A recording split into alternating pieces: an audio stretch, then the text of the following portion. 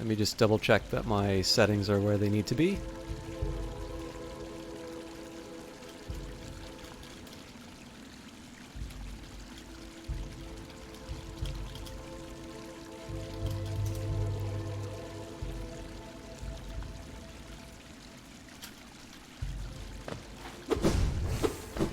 Okay, so I don't know if you guys are seeing this. This is night and day for me. This is so much better.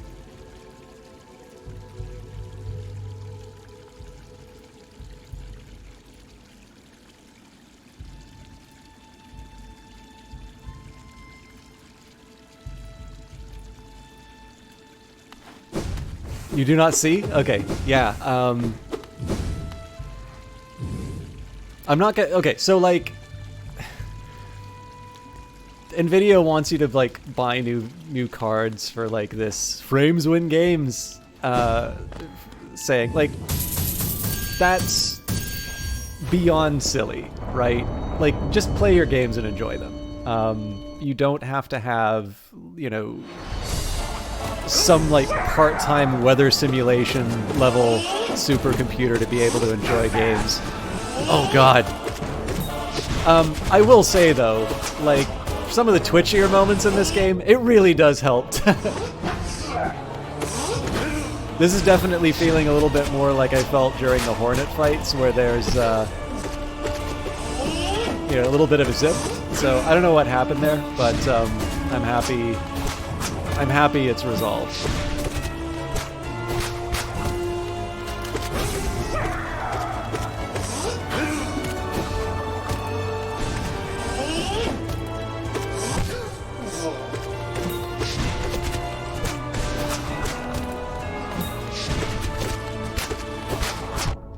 So yeah, again, I'm really sorry to be quote unquote one of those guys, but I don't know. Like, I figure a happier streamer is gonna mean a better stream. I will confess, my computer's kind of getting a bit old. I had to upgrade the video card because... So, one of the reasons why I was so nervous about what I sort of perceived as frame drops and in like a general slowdown was that was the first sign that I was running into technical problems on my computer that ultimately were my video card straight up dying. So I was actually going to wait for the you know, what became like the 30 series for video cards. I used to have a 1080. But my hand was sort of forced due to a technical problem. Like, I still have the old video card, but like it just decided to stop working basically. And then similarly, my CPU had a comparable problem. Like, basically, the machine just stopped working one day, and I like took it into a shop, and they're like, yeah, we tried running it, we put a new CPU in, worked fine. It's like it's just dead. So to Intel's credit, they have actually got a really good sort of customer service line on this. So I had to give them a credit card, but basically they shipped out a replacement immediately. Couriered it, I believe. So I had that within a pretty short time frame. And, you know, I just had to mail them, you know, the replacement within a fairly... I think they even gave, like, a UPS shipping label. I would prefer never to have to deal with UPS again, but that for different reasons.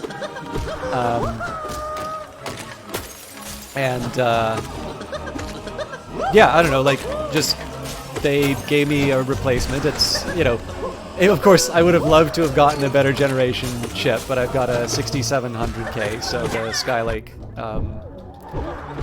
processor. So it's, you know, it's getting a little old, but again, like in this case here, the idea of replacing it when, you know, there's a certain warranty on this thing, and I've technically got a new as in like new new chip, not as in like new technology.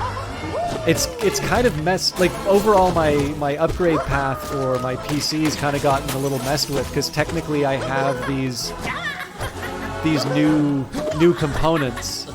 They just happen to be of sort of like an older vintage than I was planning on buying. But on the other hand, it's, you know, because I've had some unexpected expenses to come up, it's kind of nice not to have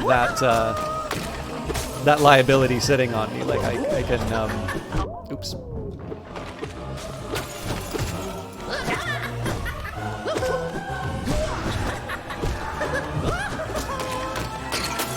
Sorry, I just need to concentrate for a second.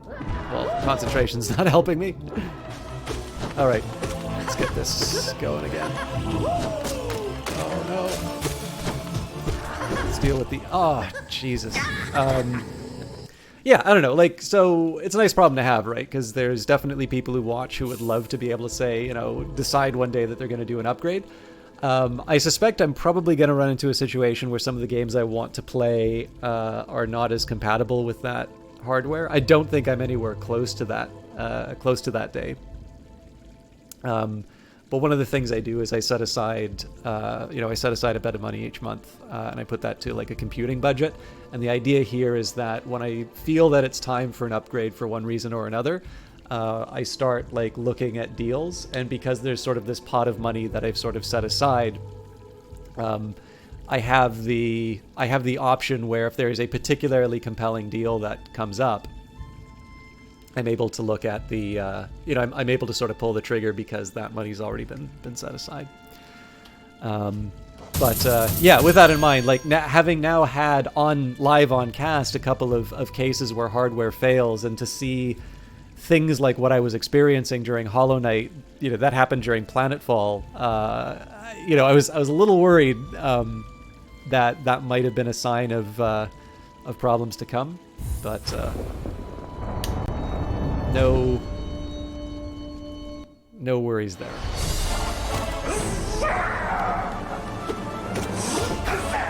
From now on, all the other failures are on me.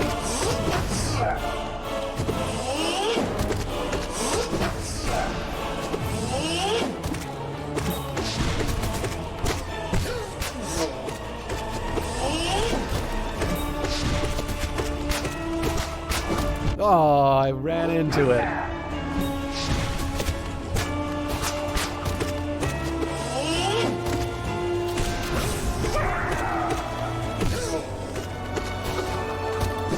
Oops. Misjudged the distance on the dash. I got very lucky there. I totally did not estimate the distance on this very well.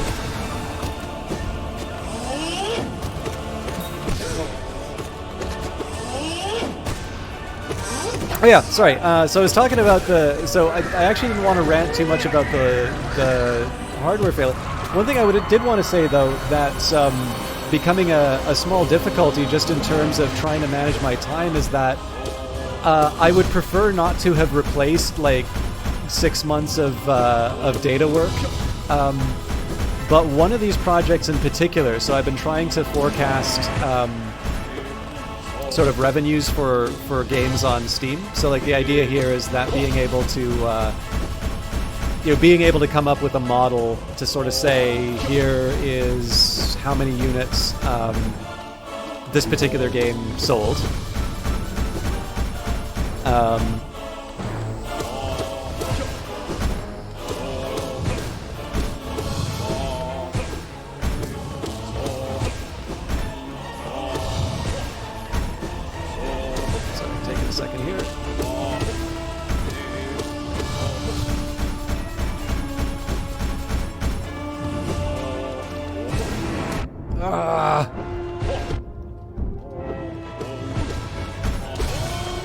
Okay, not a great place to start the collector fight with.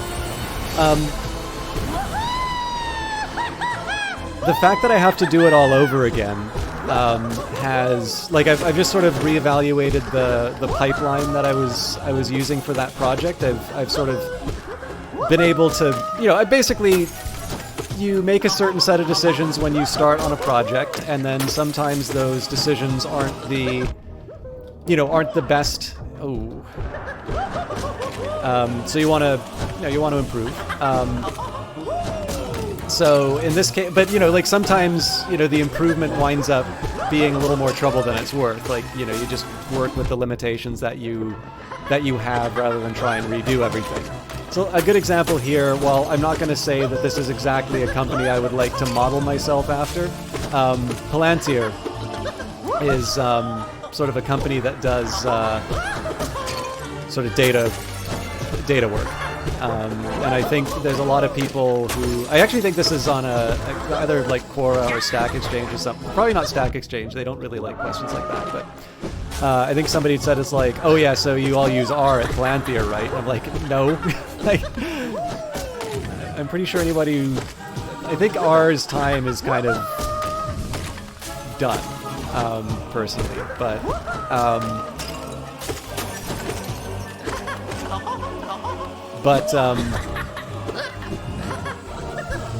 the answer was like, no, use Java.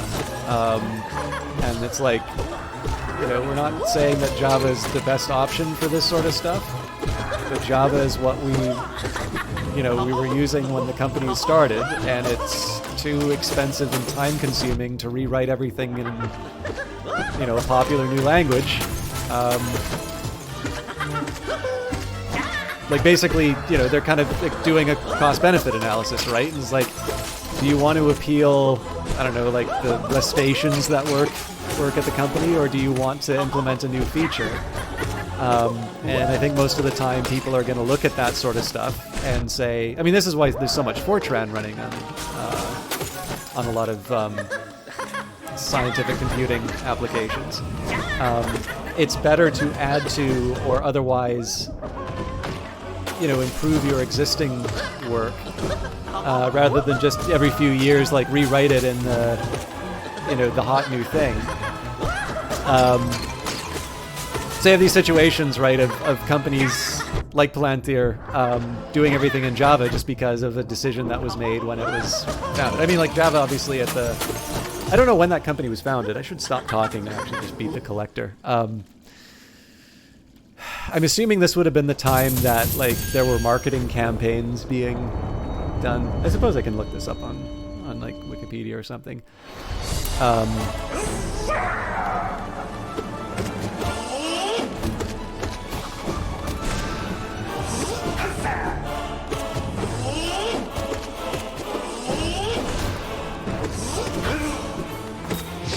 So I'd like to get the collector fight down to something like this with the Hive Knight. Obviously, I'm still screwing up the spike balls,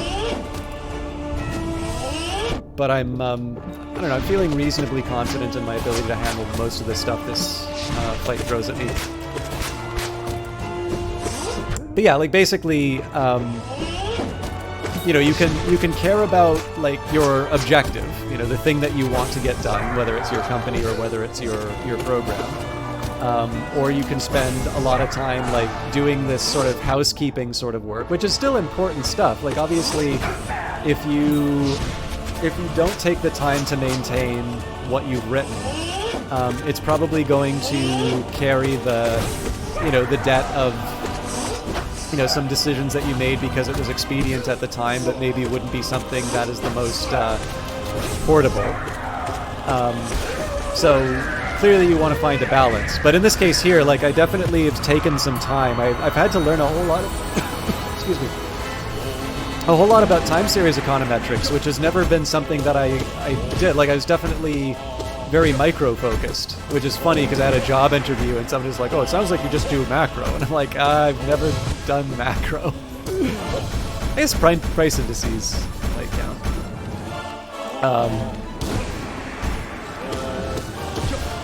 I think just the person didn't want to hire me, so they were going to say that whether it was true or not.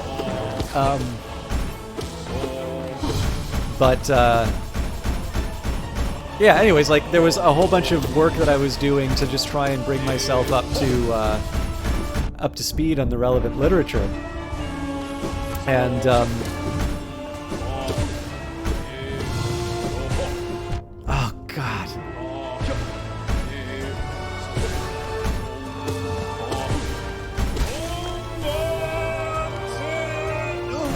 But yeah, so obviously, you know, I want to be able to implement these ideas quickly and effectively, rather than fiddle around with, you know, whether or not I'm using a Jupyter notebook or, you know, if I should rewrite everything in, you know, R or whatever. But given the fact that I kind of don't have the option anymore, like everything is like irretrievably lost. I really did appreciate my technical friend, even when I was being like mean to their operating system of choice, like they were willing to offer to help. But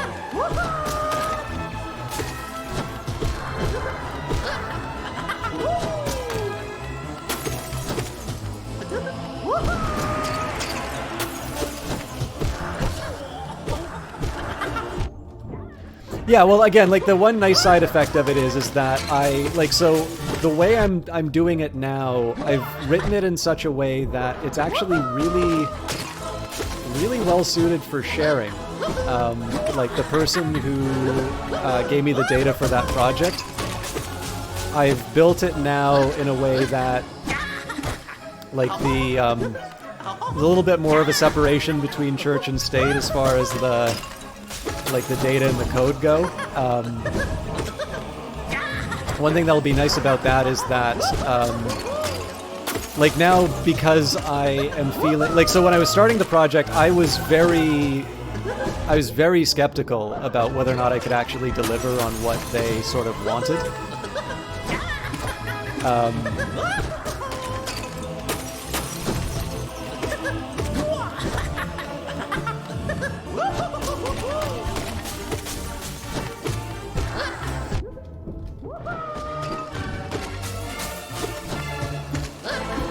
Oh, come on.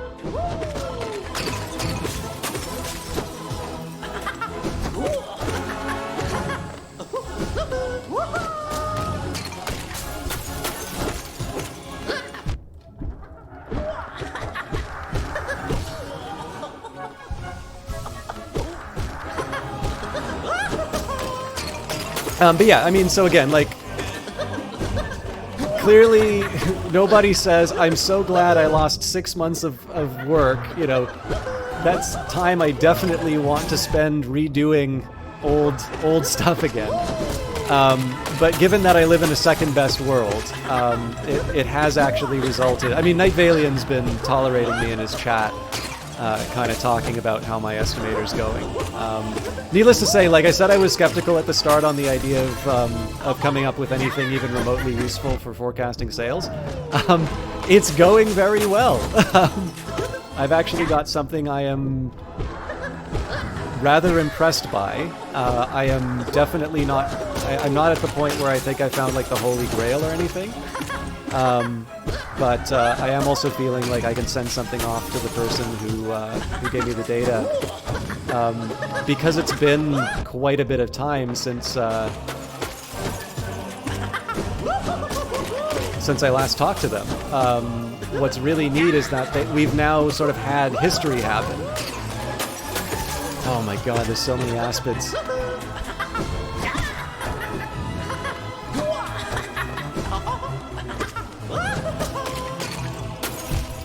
That was a risk worth taking, but didn't turn out. But yeah, I don't know, like, basically it's in a format now that not only am I able to share it with people in a way that I feel I'm not breaching any kind of confidentiality, but I also have a couple of other people who would probably be interested in the result. That will also help me to find out whether or not what I've got is generalizable. And so, because of this new format, I can probably just pour in somebody else's data reasonably easily, and see where we're at. So my work is interesting. I like it. Well, you know, like, so here's the thing, right? I largely feel underutilized at my current workplace, and one of the reasons why I went out to Kitfox originally to to see if they had some data that they wanted me to look at. That's the blog that I did in terms of the kind of expected value of a wish list. It was sort of a recognition. I really like to try and keep sharp. Like, I think just because I'm out of university, doesn't mean that I should just be ignoring everything that I learned there. There's a lot of really good empirical stuff that I learned. This is the thing about, like, I realize there's this idea of economics imperialism. And like, so I say economics imperialism because there's also the concept of economic imperialism where people are kind of talking about, imperialism as in the historical, well, I mean, some might say that that's currently a modern problem, but like basically that being imposed through economic terms. And I'm not referring to that. I'm talking about this idea that this particular branch of the social sciences is reaching out to domains that people consider as none of its business. So part of this comes from a really good economist named Gary Becker, who sort of showed that a lot of the economic assumptions lend themselves very well to the exploration of other social phenomena. So, he's got things like the rotten kid theorem. He's the one who developed the idea of sort of human capital. He applied some of this to crime. Not everything that he wrote is necessarily sort of, held up. Obviously, scholarship improves, people follow work, but I think he really did a great job of sort of showing that,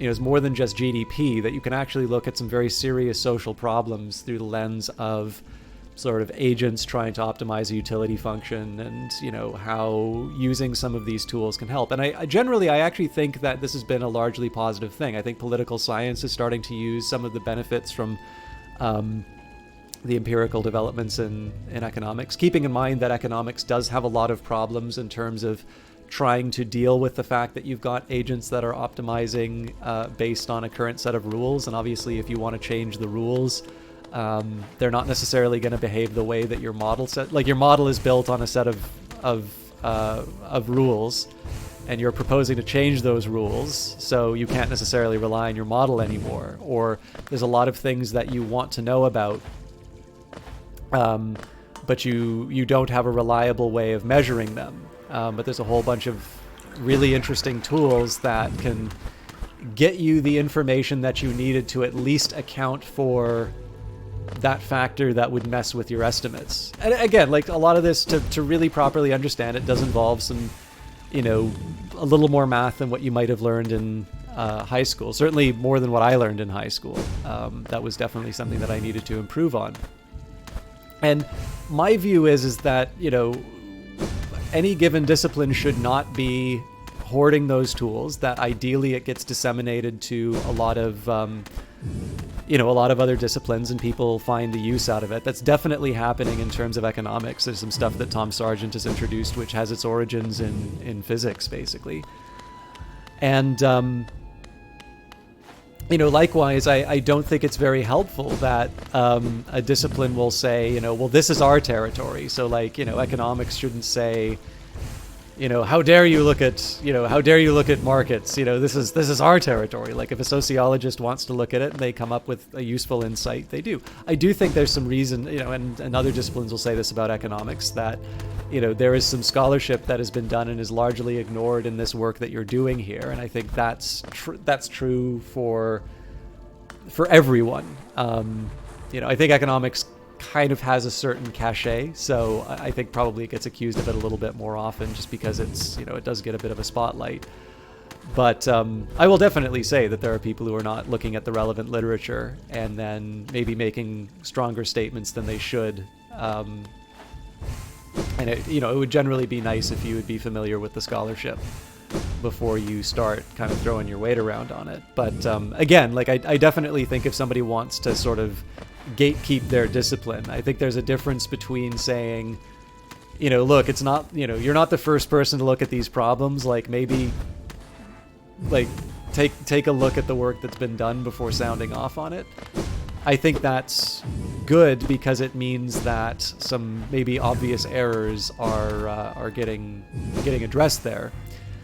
But on the other hand, the idea of it's like, well, if the sociologists start doing this, what's our job going to be? People shouldn't be. That's not a very useful criticism. So the thing is that a lot of the stuff I'm doing at work, I've tended to feel, I've really tried to push some of the things that I think would be adding some value. But I do also tend to notice the type of work that people want me to do tends to be very simple, and there's nothing wrong with that. Like, it's nice to extract, you know, some pay for what's relatively easy work. But number one, like, if I'd known this ahead of time, I probably would have taken the consulting gig. I definitely would have paid better, and I probably could have stayed in Vancouver. And second of all, like, I took this work because I wanted to do something meaningful. And if I don't feel like my work is meaningful, I'm going to have to find that satisfaction somewhere else. So I think there are a number of things about games, which I won't go into right now, that actually lend themselves to some innovations that economics has introduced in terms of empirical work. Like, if I could, I would love to get sort of like the telemetry from a game like Apex Legends or, you know, Dota or something like that. Because I think there's actually some really interesting stuff in there. I also know I will never, ever get a chance to look at data like that. That's right, that's not true. There's one game I might be able to get some data like that for, but more on that later. But when I reached out to some companies, it actually seems like they had, like, there's some more fundamental problems just in terms of, like, you know, they're a business. They want to try and come up with some kind of a prediction in terms of what cash flows are going to look like. So, you know, this is a realm I'm unfamiliar with. I haven't had to run a business. I haven't done a lot of time series stuff, which is basically what these data sets I'm being given are. And, you know, you know, there's one of two things I can do, which is to say, it's like, okay, well, this isn't really my field, you know, best of luck with that. At which point I've got somebody who's going to give me a really interesting data set. And I've said no, because it's not something I already know how to do. Or I can acknowledge the fact that, again, if I feel that I'm underutilized and I think I'm such a hotshot, I can rise to the occasion. I've probably bought 2 textbooks specifically because of this rabbit hole that I've gone down. And, actually, some of my profs were really gracious and I did not exactly shoot the lights out in some of my econometrics classes, which is funny because I was the one everybody would be asking questions to. But, I did really dreadfully on, like, the midterms and stuff. But,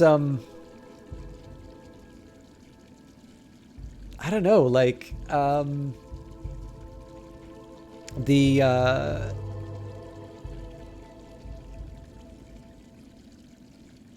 sorry, let me get back to where I was going on this.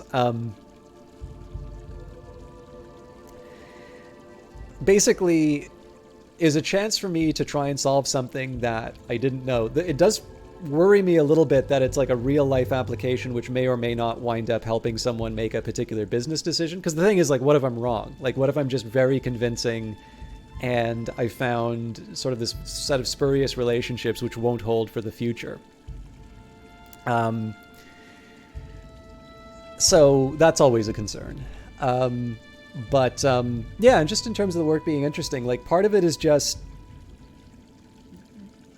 it's nice to have something that you know, because that will enable you to do some more work along those lines and improve. And so when an opportunity comes along, either just for sheer interest or, you know, getting hired for something,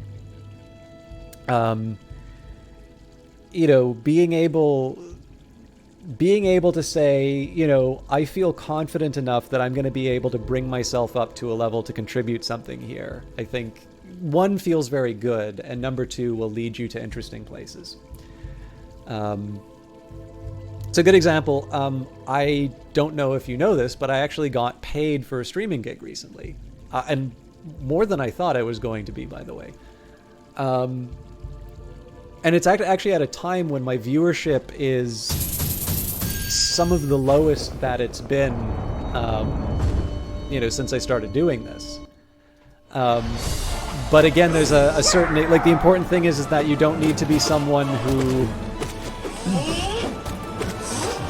you don't necessarily have to be someone who, oops. Like, I guess the thing is that I'm not renting an audience, right? I suspect if you hire Ninja, that's kind of what you're doing.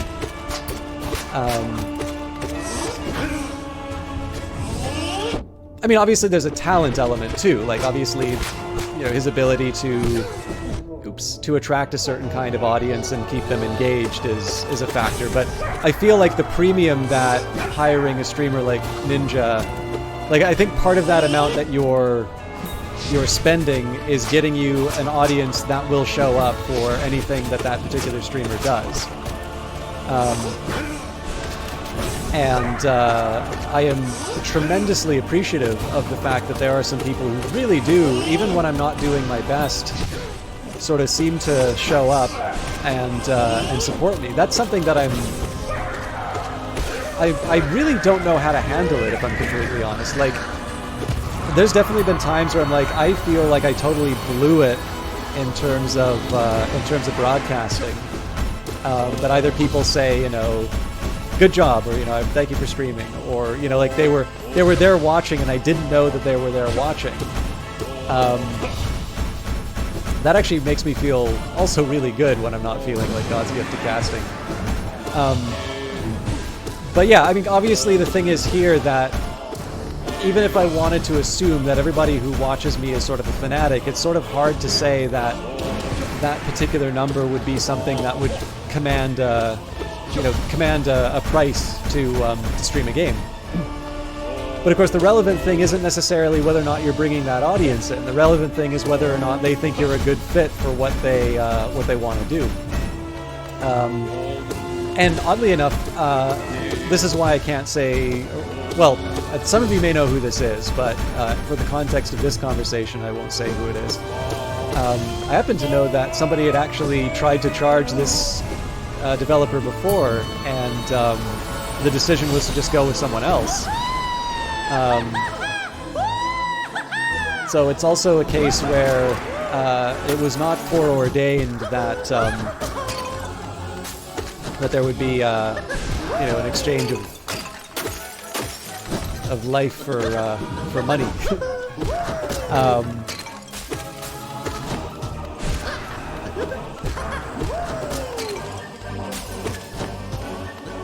But it's one of these things where if you can stay open to opportunities, and if you, I guess, consider maybe where you have, I always like to say, some value added, right? Like, if you feel like there's something that you do particularly well, that gives you a degree of confidence to sort of adapt to the circumstance. So again, like, to bring it to the data project, first I've really had to work with time series. Like, even in school, I didn't do a lot of time series stuff, or any time series stuff, if I'm completely honest. I worked with, I call them panel data sets, but from what I understand, those of you who've taken stats courses may know them as longitudinal data sets. I wanted to do an escape. Vengeful Spirit. That was a huge screw up. But again, because I feel that I'm somewhat literate in terms of data work, it's like, okay, I feel like I have the resources to be able to bring this thing on. Anyways, more or less upfront in terms of saying, like, I'm going to be learning on the job, and it's going to be, it may take a while for me to get something that I feel comfortable saying is like a result.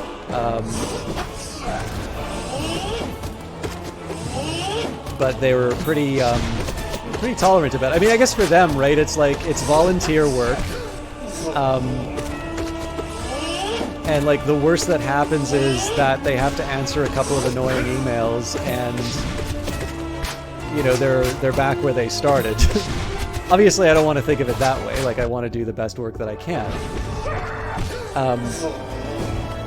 But again, like, being able to sort of know what you're about and being able to have that platform to build from, right? So in this case, my platform being what I learned in school. That obviously opens you up to opportunities that in other circumstances you may not be able to take. So like, for instance, if I'd stuck with philosophy, which was the original thing I wanted to go to school for, I may have absolutely no frame of reference for being able to to learn time series stuff better. I actually gave an example to an economist friend of mine of the Stack Exchange answer. Okay, if you guys want me to give you the example of the Stack Exchange answer, I will. But I'm already being kind of ranty on stream tonight. So, but it has to do... Okay, so for those of you who know a little bit of math, you'll know there's a concept called the natural logarithm. So you'll usually either see an ln and a number or a variable. Oh boy.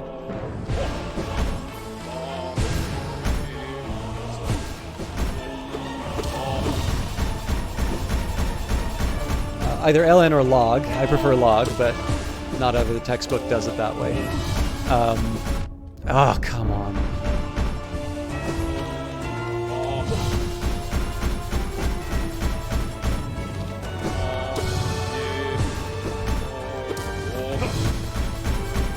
And then the inverse of it is basically you exponentiate it. So basically, you kind of take whatever that number is to the power of e.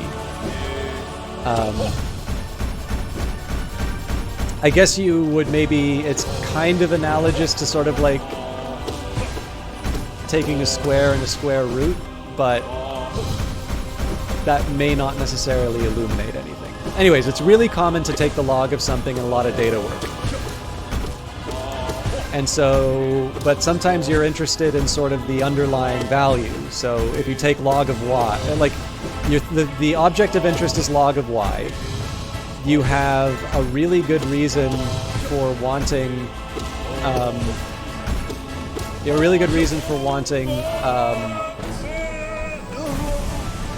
wanting to know y, not log of y, but there's also very good reason from a modeling perspective that the model should take log y as its dependent variable. And again, if you guys want an explanation on this, I'm happy to go into the detail. I just think it would be very tedious for those of you who come for Hollow Knight to get a lesson in regression. So again, because you're interested in y, it's very natural to want to exponentiate. So log of y, and then you exponentiate it so you can get y back. Now, if you're doing pure mathematics, that's totally fine. You get y back that way. Explain it to you're 5 years old. Yeah. I do not think I could explain that like you're 5. Ouch. Well, okay, there's a way I can explain it, but there's not a way that I can explain it to make it relevant to that Stack Exchange answer. Anyways, because of the equality, like when you set up a model, you're setting up some model which is like y equal... Okay, remember the equation for a line? Like y equals mx plus b? Usually when you're running a regression, you want to find out what m is. And the way you find out what m is you make an assumption about the unknown parts. This is where you deal with like probability and all of that. And that enters into the equation as u. So you've got y equals mx plus b, and then you add this little u term to it. And you make some assumptions about u. And that's what allows you to sort of find the unknown parts. That's kind of the thing that makes statistics so cool, because like we understand this idea of randomness.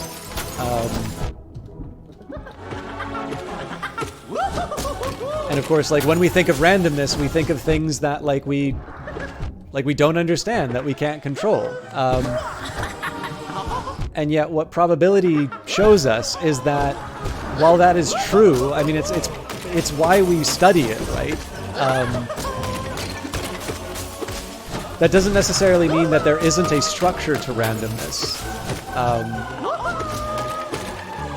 And that if you're able to impose that structure, you can get some interesting insights into how the world works. You're able to sort of come up with an approximation, and you're able to sort of make some decisions based off of that.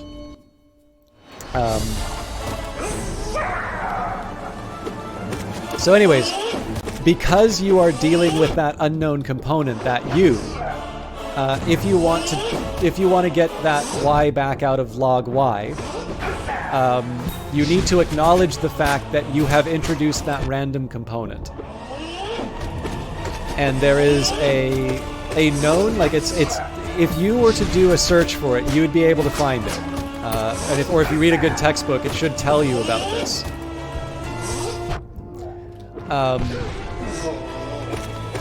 But needless to say, like basically, if you know math, no one can blame you for thinking that you can just take the exponent and get your y out of log y.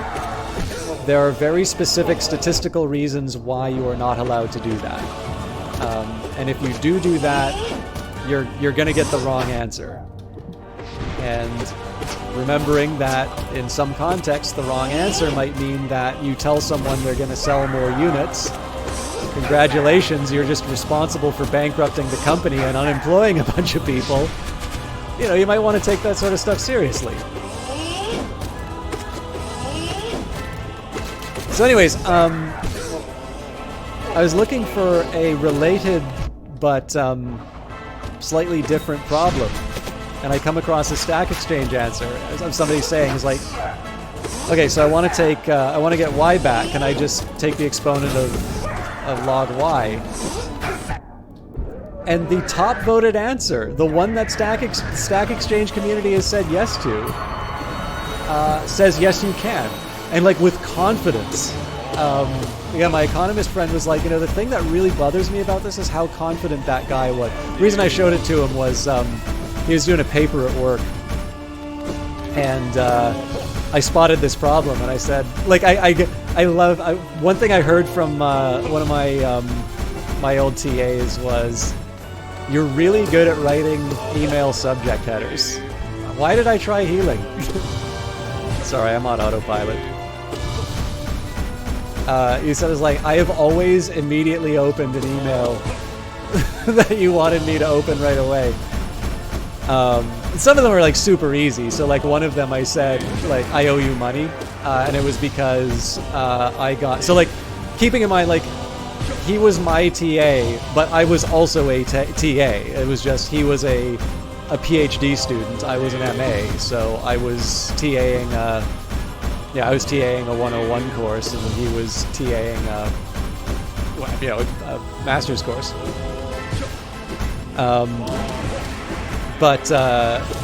Anyways, as it happens, for whatever reason, his paycheck was in my mailbox.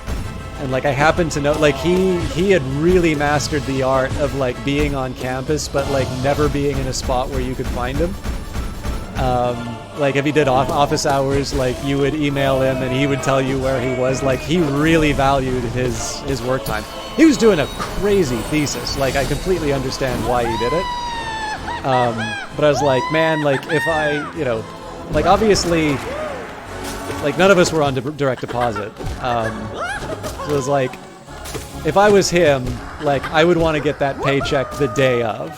So, but it's like, I also know he's hard to get a hold of. So, I didn't lie. Like, I needed to give him the money. I needed to give him his paycheck. But sent him an email. I owe you money. And then in the, I'm sure if I put "I have your paycheck" as a subject header, that would have worked as well. But I don't know. I have a flair for the dramatic.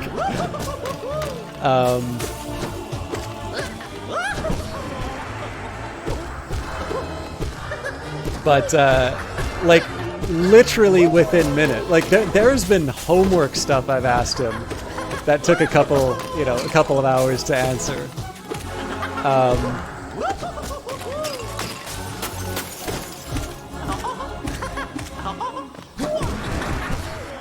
Oh, nuts! That would have been so good otherwise.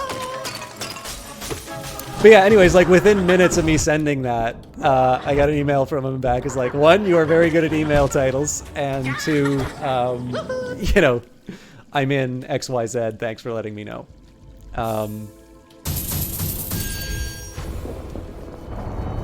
I feel really bad about letting that fall apart. I don't know, I like hanging out with you though, so.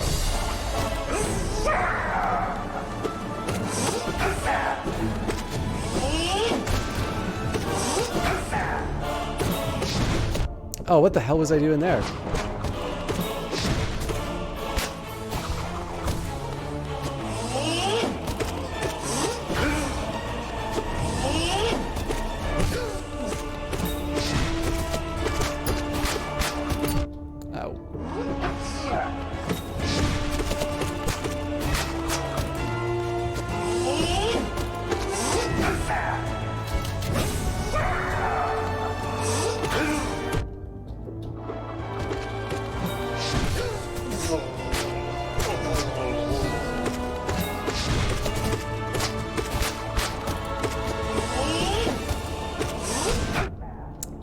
Not the smart choice, but gotta live with it.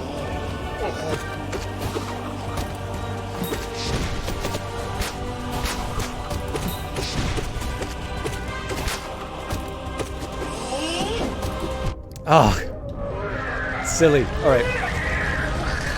Anyway, sorry. So yeah, I, you know, to my coworker friend, when I read his draft of his paper,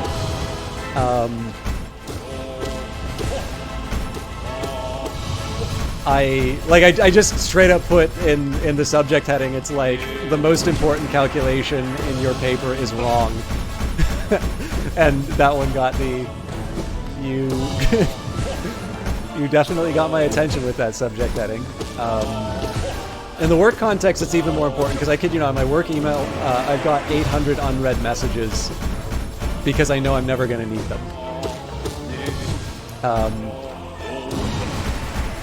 But, so just to give you an idea, like, you need to get through the noise. And he said, it's like, is this actually true? And I'm like, I wouldn't have emailed you if it wasn't. But I said, it's like, like I said, if you want me to do the derivation, you know, let me know.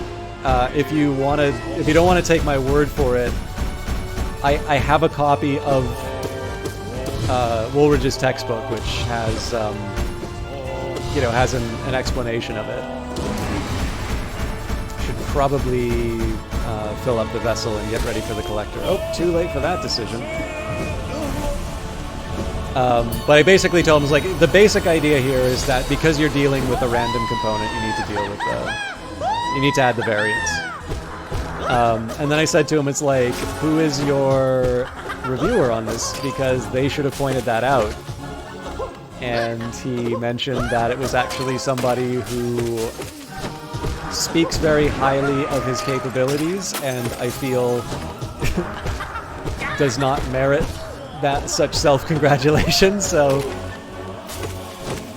he knew I would be particularly amused by that detail. So it's like, yeah, well, now you know why I think this guy's overrated. But yeah, like I basically said to him, it's like, you know, one, I hope you point out to your reviewer that you got someone's feedback and you're making this change, because that will let them know for the next time that, you know, when somebody has a result that they're looking for that depends on this relationship, hopefully they won't, you know, wind up publishing something that, you know, they get some feedback later on after publication. Hey, it doesn't work that way, or your answer's wrong. And of course, like, number two, because I actually was interested in the result, he was working on something so he was doing an approach to something which I had considered, but I said, like, I didn't like because it was impractical in a context where I think it would be used. So I just speak so vaguely on this, but I know for some of these contexts, I can't speak too loudly on what the details are. But like, the thing is like, just because I didn't do that approach doesn't mean that I think that anybody who does employ that approach, like, should be left to the wolves, right? Like, we're colleagues, we're interested in getting the right answer. And obviously, when there's something that I don't have knowledge on and my friend does, I'm hoping they'll turn around and help me out. 3 for the God Tamer. Let me just finish this endless story. Okay. because I actually really want to do well on the God Tamer. Long story short, the Stack Exchange thing was really frustrating because I don't know how many thousands of people are going to read that and get the wrong answer now. 2, stats is really fun, but the whole reason why I went down this path was just to say, like, everybody's got this area for themselves. It could be drawing, which is something I really wish I stuck with and I knew how to do. It could be music, could be writing. There's lots of times I've looked at postings for jobs and I've been like, you know, so many more people who know this. I'm sure there's better people than me. I just won't even apply. There's a couple of game-related jobs where I did that, and I felt super bad about it afterwards. And like, in some ways, I'll put it to you this way, Night Valian, the stuff that you say is interesting is the stuff that I know for a fact people say, when are we ever going to use this when they're learning it? And I think one of the most important things that can happen for that is just when you identify something that you enjoy doing, you know, sometimes what life will throw you is not always going to be signposted as the most interesting project, but if you can develop that capacity to sort of spin it in such a way that you, you know, you find that value, you find the thing that'll make it interesting for you, will sort of broaden those horizons to a point that you actually probably wind up doing more than you can think.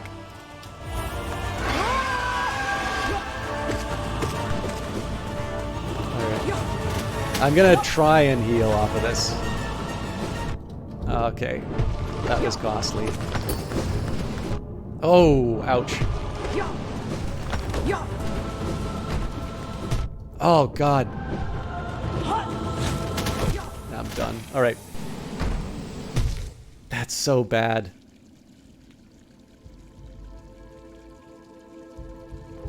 But if I can kill the Collector during a rant, I know I did bad on the God Tamer. We are... Well, it's been like an hour now. We're at the halfway point. I think I can beat it tonight. The only caveat is that I really did want to be strict on my end time, because I'm also feeling really charged about this project, partly out of practical matters, because there's a second project I'm working on which has a lot more work that got lost. And I happen to know that the program that I wrote for that takes days to run. It's worth it. Like, the information I get out of that program is really helpful, but I was really hoping I would never have to do the multi-day run version ever again. And unfortunately, that was something that I lost. That theoretically I could have done a backup for. That was also slightly more recent work. I was sort of gonna save a copy once the project was done. So, I don't know, maybe that's one that I can, you know, I can maybe tolerate that you should have backed up on, but it also was a very, very, very large data set, so I don't think I had a Google Drive space to do that.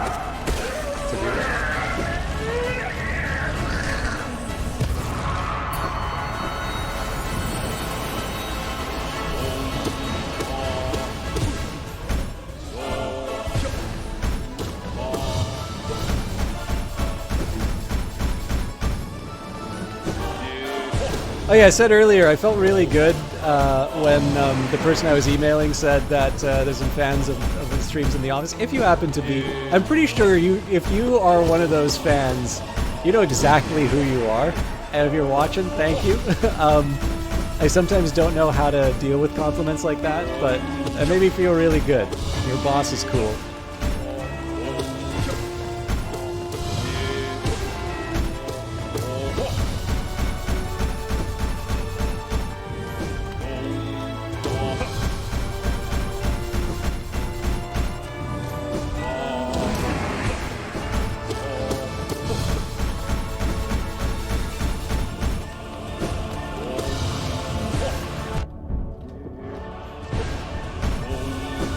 That was a really reckless heal, but it turned out so.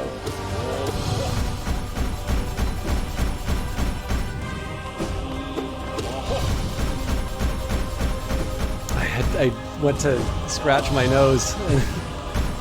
Can't do that during the reset.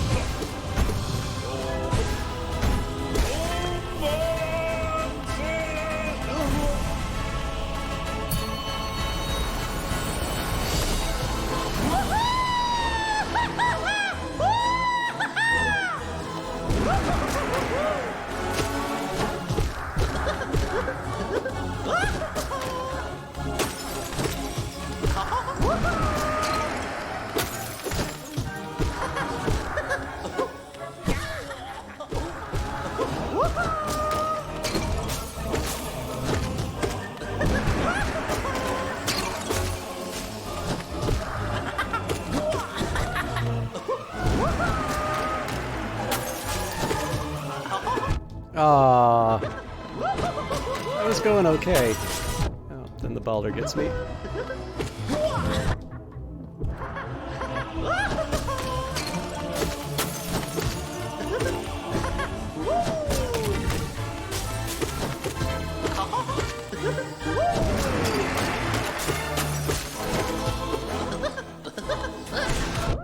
Nuts.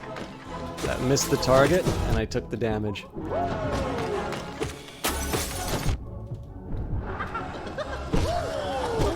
Okay, that's a really tough spot to start phase 3 in, but let's do our best.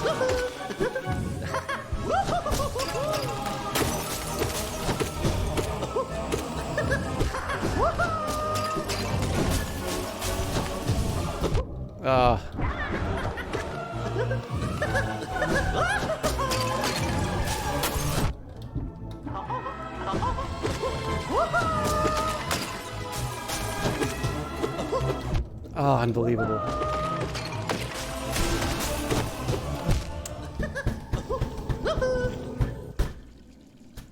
That's on me. I got careless. I might refill some tea.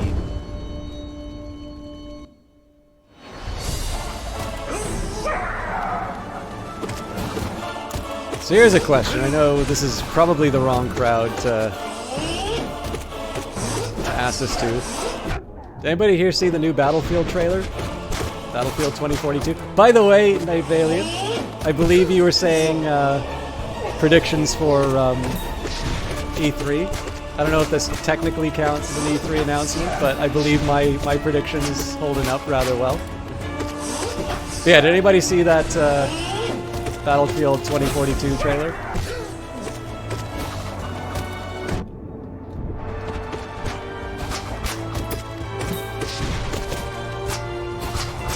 Ugh.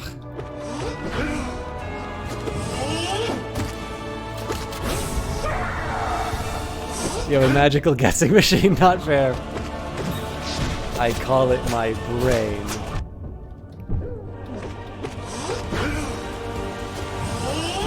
Oh.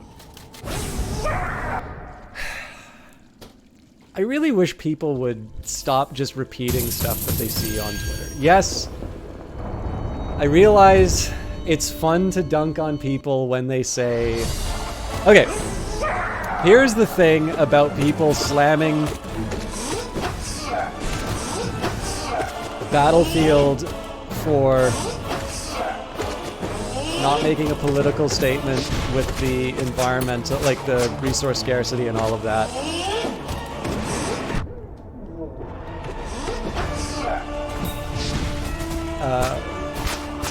You know, in response to their zones. This is a multiplayer-only game.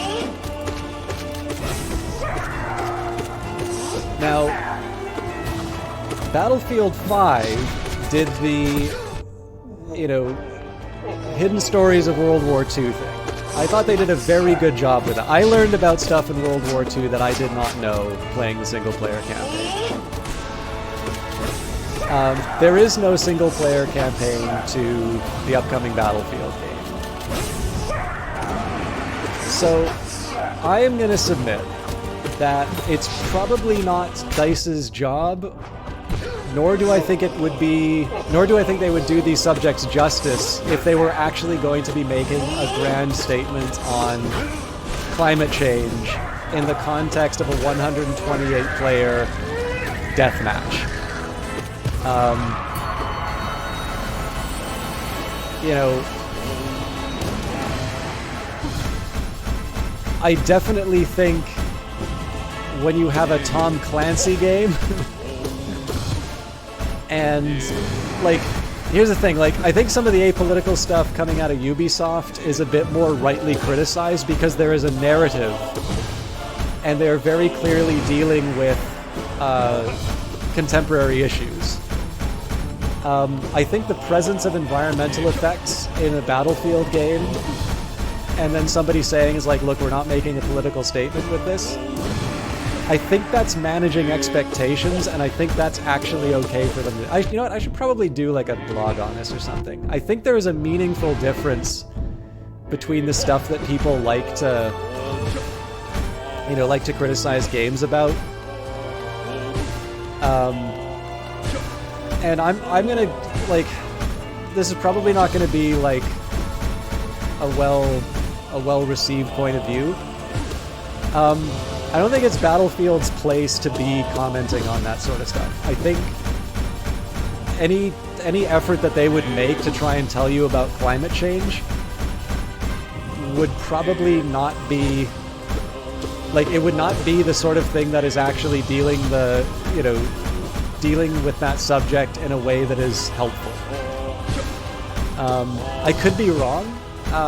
Maybe there is a meaningful and, you know, world-shaping way of dealing with those issues in a multiplayer-only 128 shooter. But, you know, like, here's the thing. Like, the thing is that if you really want there to be a message inside of those games, I feel that Battlefield has actually probably delivered better than its, you know, than its peers.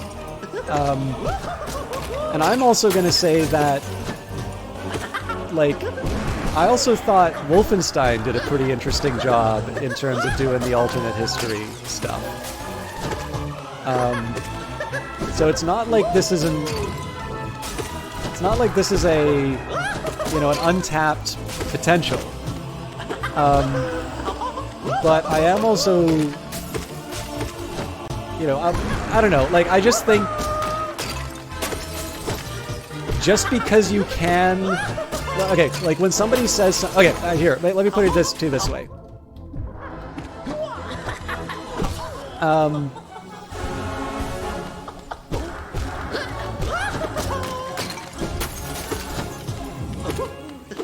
When somebody,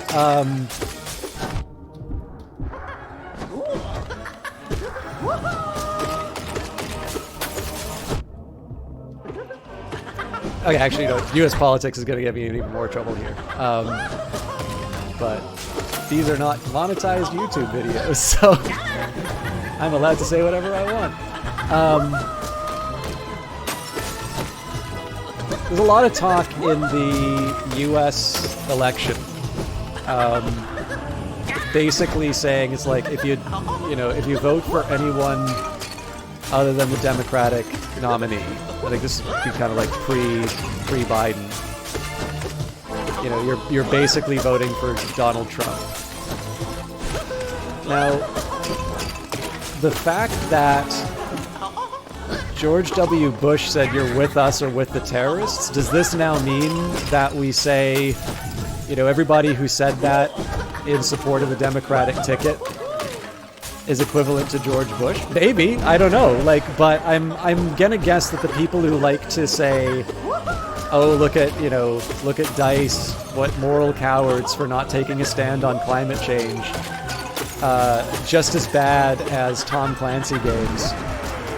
You know, I just don't think Battlefield 2042 is actually dealing with a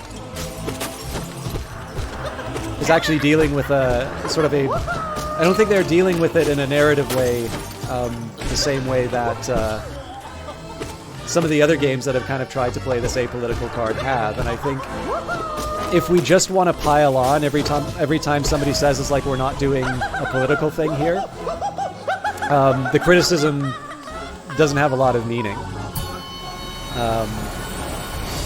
So now, obviously, I'm much more favorably disposed to to EA and DICE than I am to Ubisoft. Nuts. Oh God, I really blew that.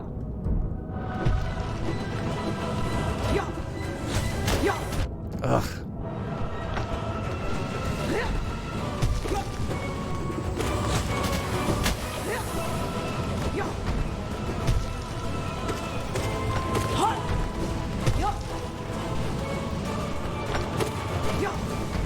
Oh, nuts.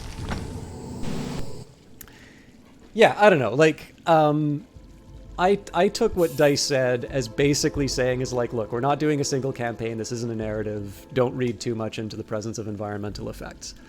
And I think there's actually some value in people signposting that, because we have a lot of interesting games which actually have bothered to take on some heavier themes.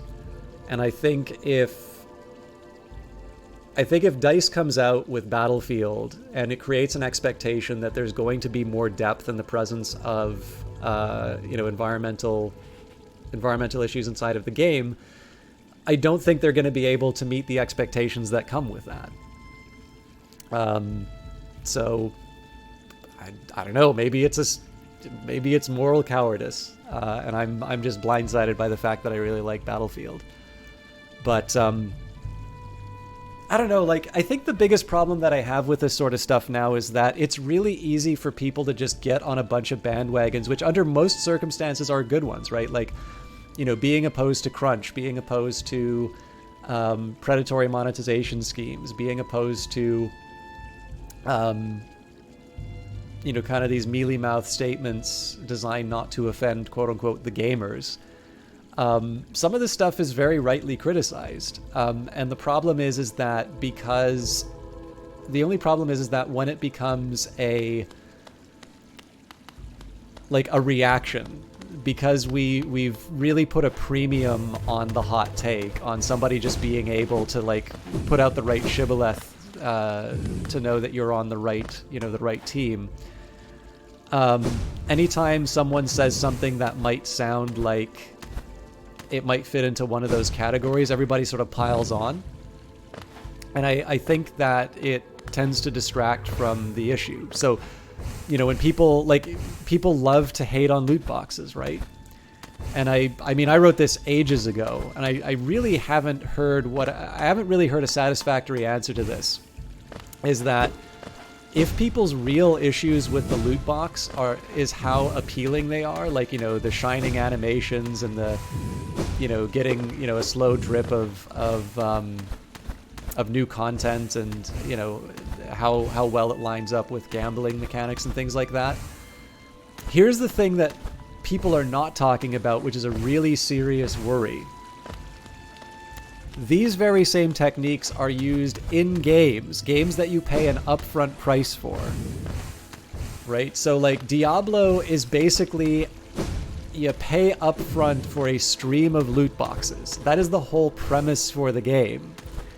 Most MMORPGs, right? Why do you go on raids? Because, a draw from the loot table. And if you see those purple pixels, everybody gets super excited about that. And if the issue that people have is addiction, then look, there's a serious conversation that needs to be had about exactly what types of design are acceptable. And that's not just about loot boxes, that is about game design. And the problem is that the stuff that people like to hate on loot boxes for are actually components of some of the most popular games, the games that people will not give up no matter what those companies do. And the thing that's really hard is that sometimes these conversations, it's really hard to disentangle people being mad about having to pay more for something than it is from a moral stand on what is and isn't acceptable in terms of monetization. I've heard your take on loot boxes. And this is the thing, right? Like, I'm not saying... If anything, I've moderated my position that I took in sort of the blog entries that I wrote. But... like... I really have not... To my mind, I've not really heard a very acceptable answer to this question, like... If the problem is the addictive qualities of these designs, then why is it acceptable for a paid game to implement them?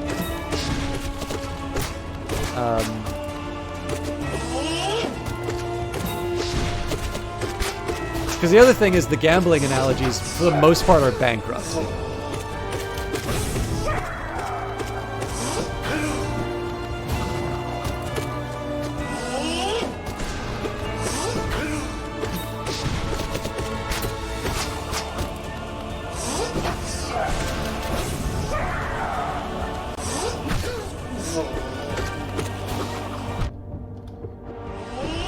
Yeah, I don't know. I think the core of the rant really is more because these, like, essentially a lot of these takes have become commodities now, right? And, you know, as somebody who likes to write blogs, as somebody who participates on Twitter, I sort of get that there is a takes industry and that there is a reward for being, you know, first and repeated a lot. And the thing that I really don't like about it is that it tends to produce a type of discourse that really does not actually talk about the underlying issues. It's more, you know, what is a one-sentence position statement you can make so that I know whether or not you're on my side. And I think very little of that has anything to do with addressing the underlying issues. And I mean, again, that's true for loot boxes, that's true for whether or not, you know, the price of a base game should go up, that's true for crunch, that's true for... I'm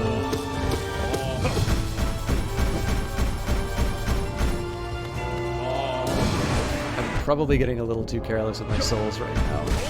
Yep. Alright, we can still get through this. And then, you know, the question of, you know, what are acceptable subjects for games? You know, can you put in socially contentious issues without commenting on them?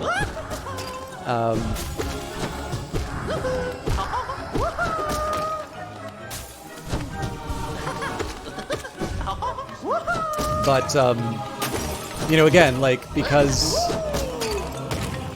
of the sort of environment in which we're making these statements, I just don't really think that there's a very productive dialogue going on about them, because most of it just kind of comes down to whether or not you... It's a little bit like how you can kind of tell what TV shows somebody watches. You know, like there's somebody who will always repeat to you, you know, the latest John Oliver burn, even, you know, as if you did not watch John Oliver yourself. And that's kind of the sum total of their political views.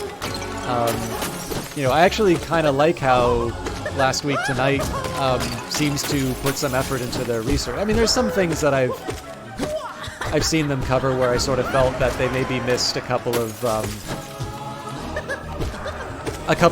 maybe deeper points on the topic that they were covering, which I would have liked to have been seen covered differently. But like, that's part of, you know, that's just part of coverage, right? Like, there's no shortage of, you know, journals that I'll read, or like magazines or whatever, where I'm sort of like, I'm not entirely sure they sold me on The View, but it was an interesting and provocative point of view. I'm happy that I read that. So like, agreeing with everything that I read, if anything, I would take that as a sign that I've really messed up.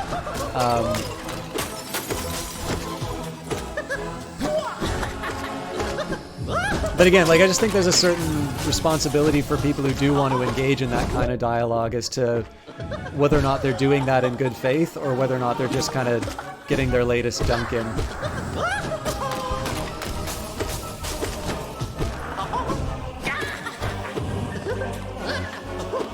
And sorry, Night Alien, I didn't mean to be as dismissive as I was. Well, I mean, obviously I was pretty dismissive of your thing on loot boxes. The thing is, like, you've mentioned it a couple of times on your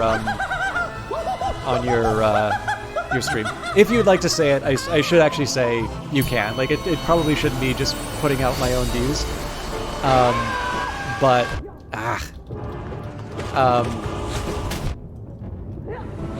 The only reason, like, the thing is that I wanted to get to the view of the fact that I think there is an interesting dialogue to be had about how it relates to a broader conversation about mechanics in games. And I wanted to make sure that that wasn't sort of abandoned in favor of something that I'd kind of heard before. But I think there was a better way I could have put that, so I apologize. Like, obviously, you're right that it's my channel, but I shouldn't be willing to bring up contentious issues and then sort of say, but I'm the only one allowed to talk about them. Obviously, the original sort of the original motivator for wanting to make sure that the same thing wasn't repeated again is sort of gone now. So I appreciate you taking it in the right spirit, but I don't know, I could have handled that a little bit better.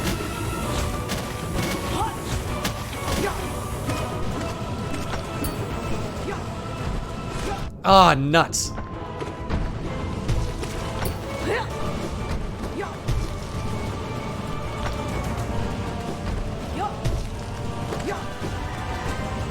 I don't know if he's going to be running or not.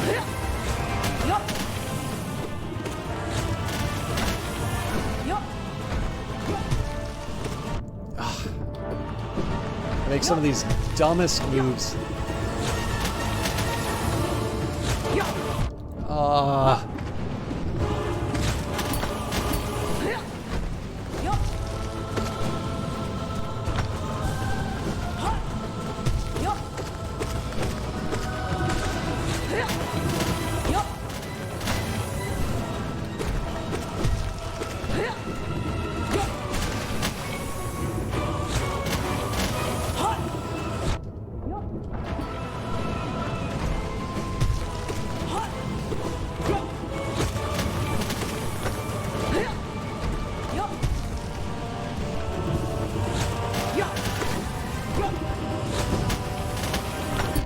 Drat!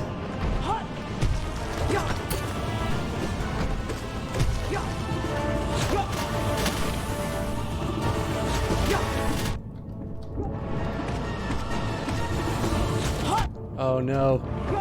No!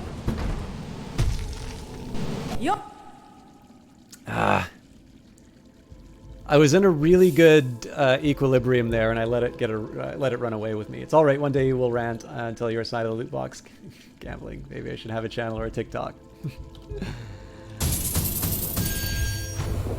Yeah, well, like, I mean, to maybe generalize it, a lot of where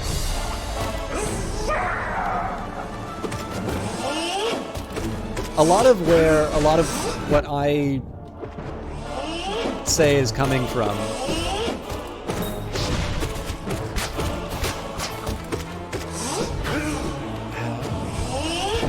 so someone I'm quite fond of on Twitter talked about how feminine hygiene products should be free.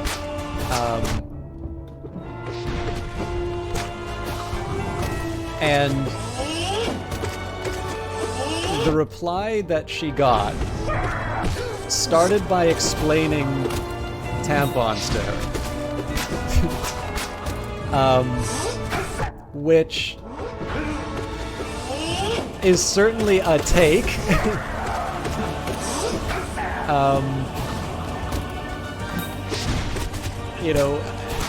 I wish I had the confidence to explain feminine hygiene products to a woman. But perhaps that's not the done thing. And like the thing is that I mean, from her account, she says, like, you know, there's a bunch of pretty far-right stuff retweeted on their account. Like, it wasn't necessarily a surprise.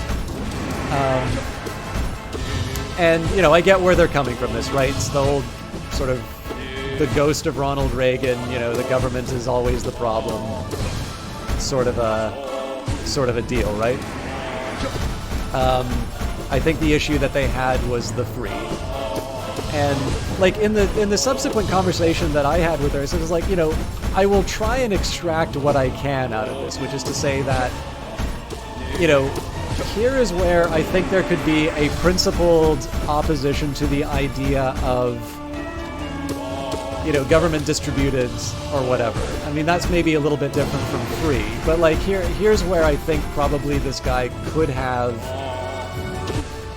issued some sort of objection, and not have come off as like a complete douchebag. But it's like, yeah, like this guy's a clown, and I'm really sorry you had to deal with that. It's kind of the only reaction that you can have.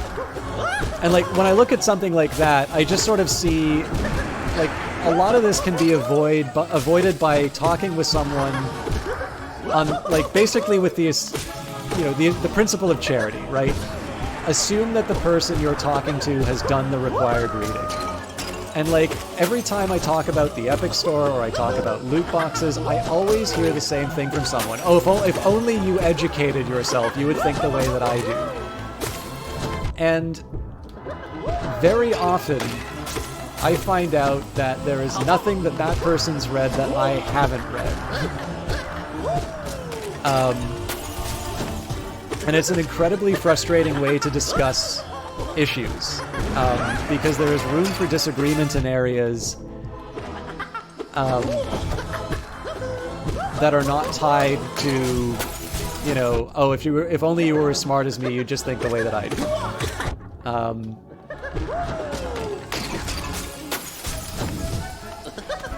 And I mean, from a simple, like, trying to communicate ideas point of view, it's completely ineffective. Like, it's one of the easiest ways to alienate your audience, although I sometimes appreciate this sort of stuff is not always about winning hearts and minds, and it's a little bit more about just signaling to your, you know, your side that you've,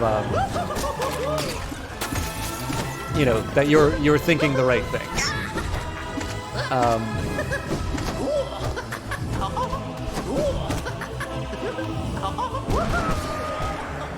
But, you know, obviously, you know, when I'm coming from a position where I like to think I'm taking a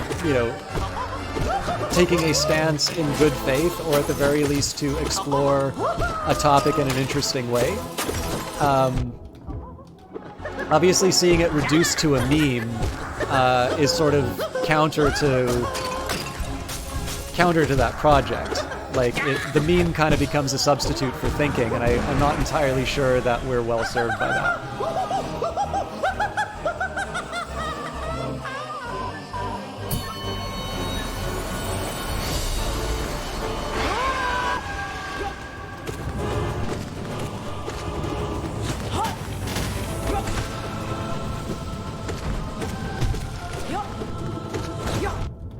Okay, that was not a smart way to handle that, but...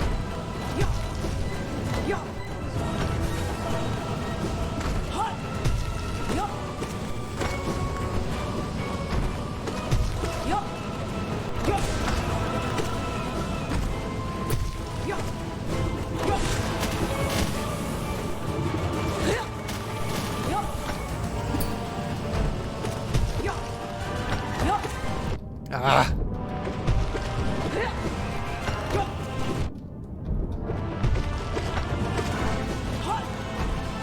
Are you kidding me?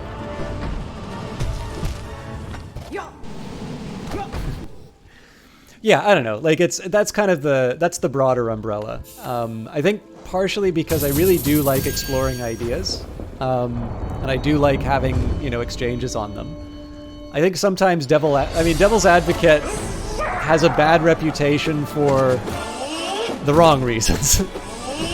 Because Devil's Advocate very often seems to be a chance for someone to express, you know, unsavory ideas that they hold, while not necessarily attaching themselves to it. On the other hand,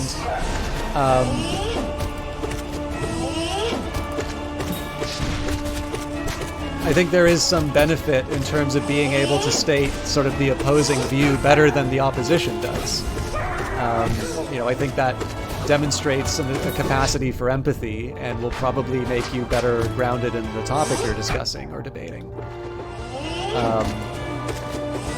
And so yeah, I mean, so I'll put it to you this way, right? Like the meme of Devil's Advocate, obviously the kind of guy who's gonna, you know, use it as a shield to say some pretty nasty stuff. Is that the only use for it? No. You know, another word for it can in fact be empathy. Hey, Sean, how you doing? Playing Devil's Advocate for Devil's Advocate? Exactly. Yeah. And all of this has something to do with the. I mean, basically, it boils down to the intentions of the person you're talking to.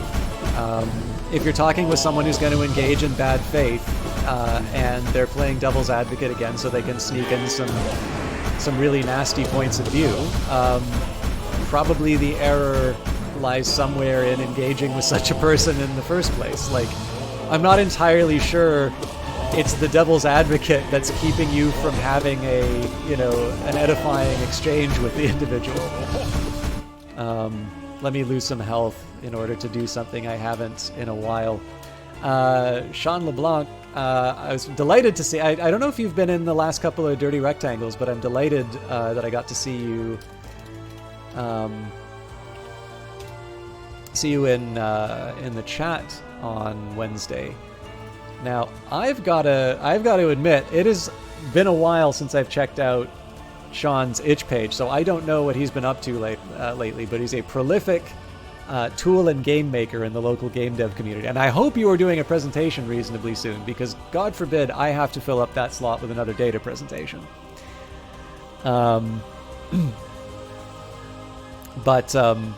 Anyways, this is Sean's page. You missed a few. Haven't been planning your dinners in advance often. Fair enough. Yeah. I actually tried to sneak in a little Industries of Titan before this one, and I wound up showing up a little late to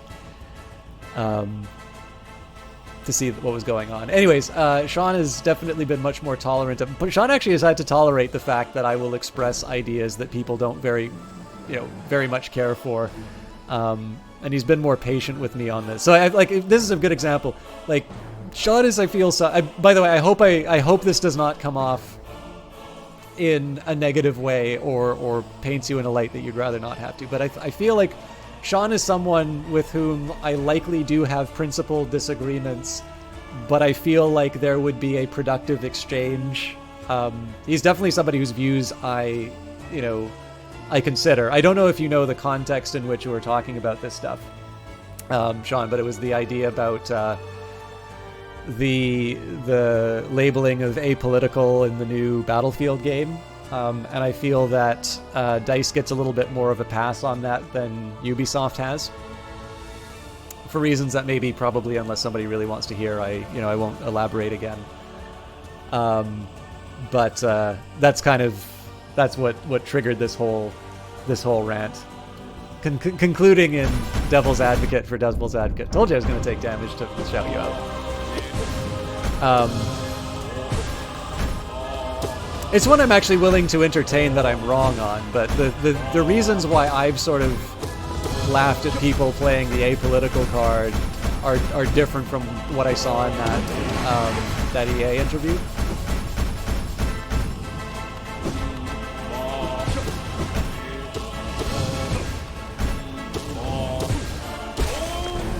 Yeah, so I'll put it to you this way, Sean. Like, the way So first of all, I don't know if they said the word apolitical, but like obviously that was the sentiment expressed, so that's not where I sort of take issue. I definitely took that a lot more as them setting expectations because of the absence of a single player game. So like, you know, I think they have shown that they are willing to tackle that kind of material in the past, as evidenced from the way that they handled Battlefield 5. But I'm also not sure there's anything in that format that suggests that the topics of war or climate change are going to be dealt with sort of the sensitivity that they require. So this is effectively them saying, it's like, this is in the game, but don't expect us to say anything about it. Which, you know, I guess I'm okay with that. Like, I'd rather it than it just sort of being, okay, we really want Greta Thunberg to play this thing, so...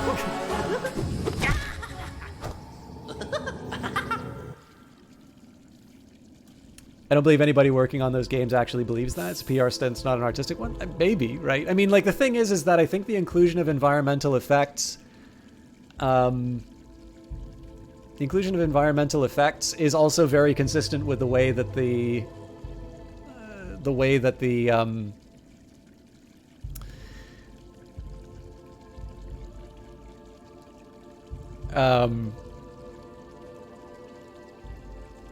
like, that's in line with the way the series is developed, right? Like, the games are all about destructible terrain, and I thought one of the interesting innovations in Battlefield 5 was the ability to sort of rebuild that battlefield. So obviously adding environmental is a logical step for the way that that game remains interesting.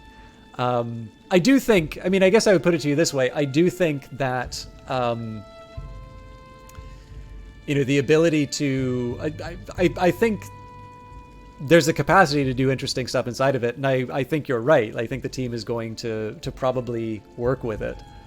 But again, like, I think if you were to do Wolfenstein: The New Colossus and say it's an apolitical game, you're kidding yourselves, and that would be a very silly thing to say. But I don't know. Like, I just didn't really feel it was all that wrong for DICE to manage expectations on that front, because I actually thought Battlefield 5 did a good job along those lines. And I think that, I guess maybe where I want to go with this is I'd rather not have a situation in which DICE is sort of damned if they do, damned if they don't. And I think because there is a standard that has been set by how they did it in Battlefield 5, that being willing to say that they are not, you know, it's maybe not quite as focused or quite as intense as the other ones. It's another. I don't know though. Like I feel there's a meaningful distinction between the statements, but I'm also just generally warm to. I'm generally warm to EA on most things. So maybe it's a blind spot I have.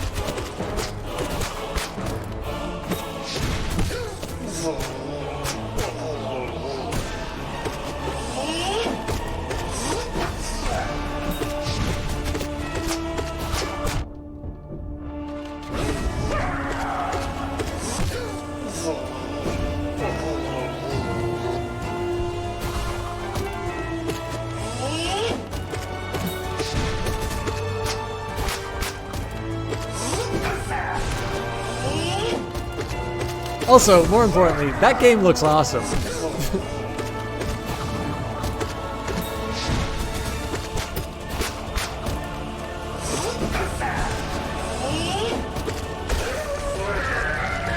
I realize playing an indie game and doing my best to try and be a decent human being is sometimes incompatible with playing, you know, a AAA war game, but I am very excited for that game. I am very happy that I have an EA Play Pro.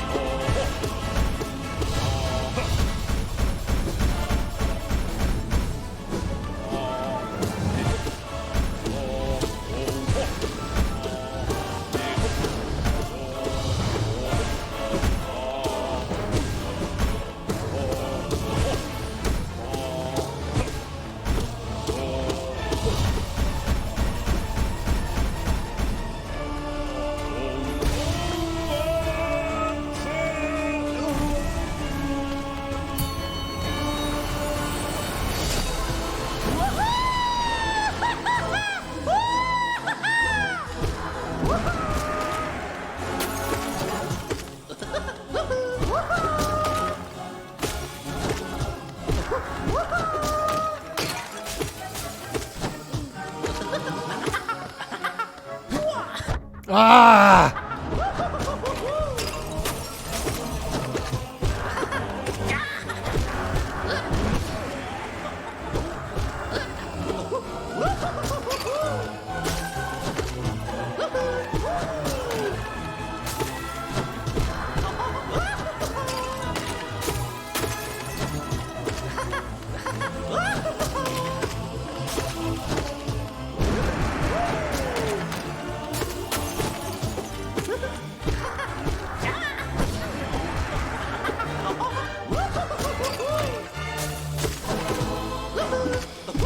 Nuts.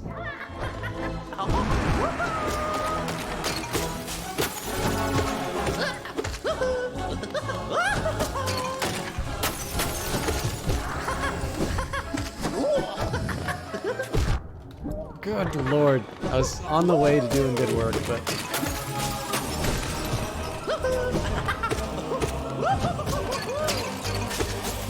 Oh, nuts. Oh boy.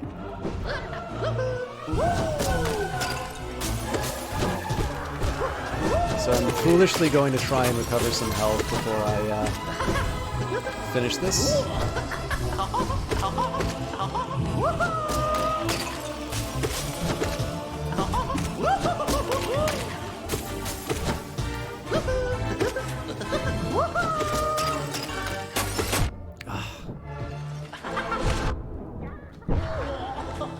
Oh, I'm not as far as I thought I was.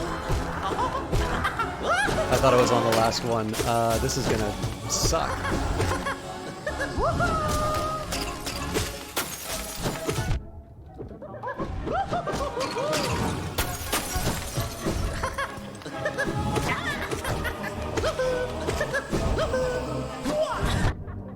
Nuts.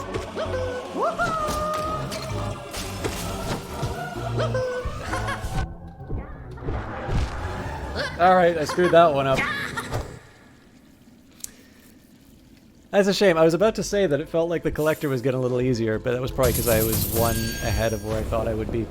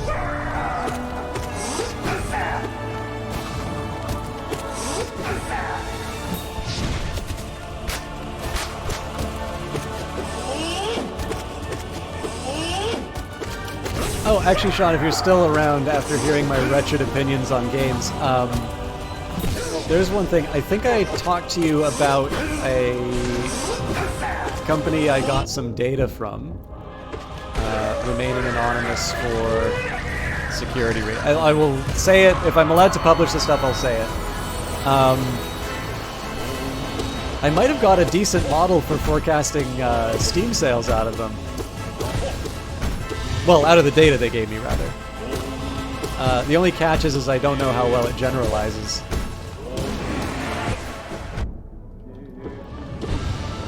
Obviously, if it generalizes perfectly, then I'm gonna be self-proclaimed indie Jesus, bringing financial stability to the masses. Magic guessing machine. The worst one I ran into was that I predicted, like, I say predict, like, the forecast it produced was off by 3% for the forecast revenue. Like super accurate. Like, to a point where I thought I had made a mistake.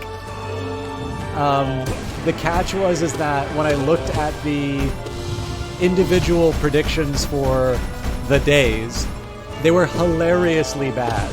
Like, you know, like I would never have guessed that that was the level of accuracy that it had.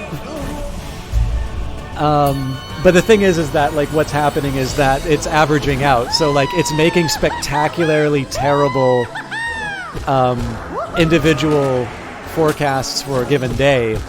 But it just so happens that when you like factor in discounts and such, the errors that it's making all sort of cancel each other out. And so when you put it all together in like a total revenue forecast, it works surprisingly well. But like, I'm really unhappy with that as a model. Like, I really don't want it to do that. But of course, I now have this wonderful dilemma, right? Which is like, do I even tell the people that I've got something that like had this 97, forecast 97% of the revenues? Because obviously nobody's going to want to hear the other model when they learn about how close it came in.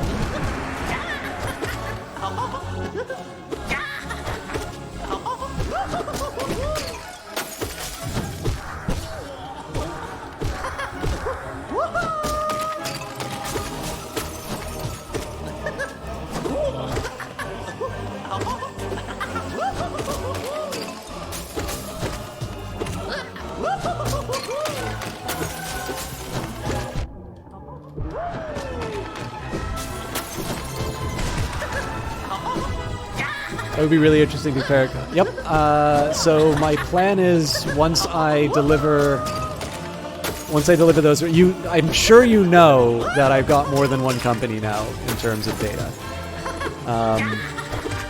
But what I haven't done, like, I think the decent thing to do in any of these situations, especially when I'm doing it for something that wasn't what we'd originally talked about, is to be really clear and say, I have this other project idea. I think you will benefit, as will these other people, from sort of a data sharing thing. You are not going to know their data. They're not going to know your data. However, the estimates produced will be a result of, this combined information. So it's like, in the name of common good.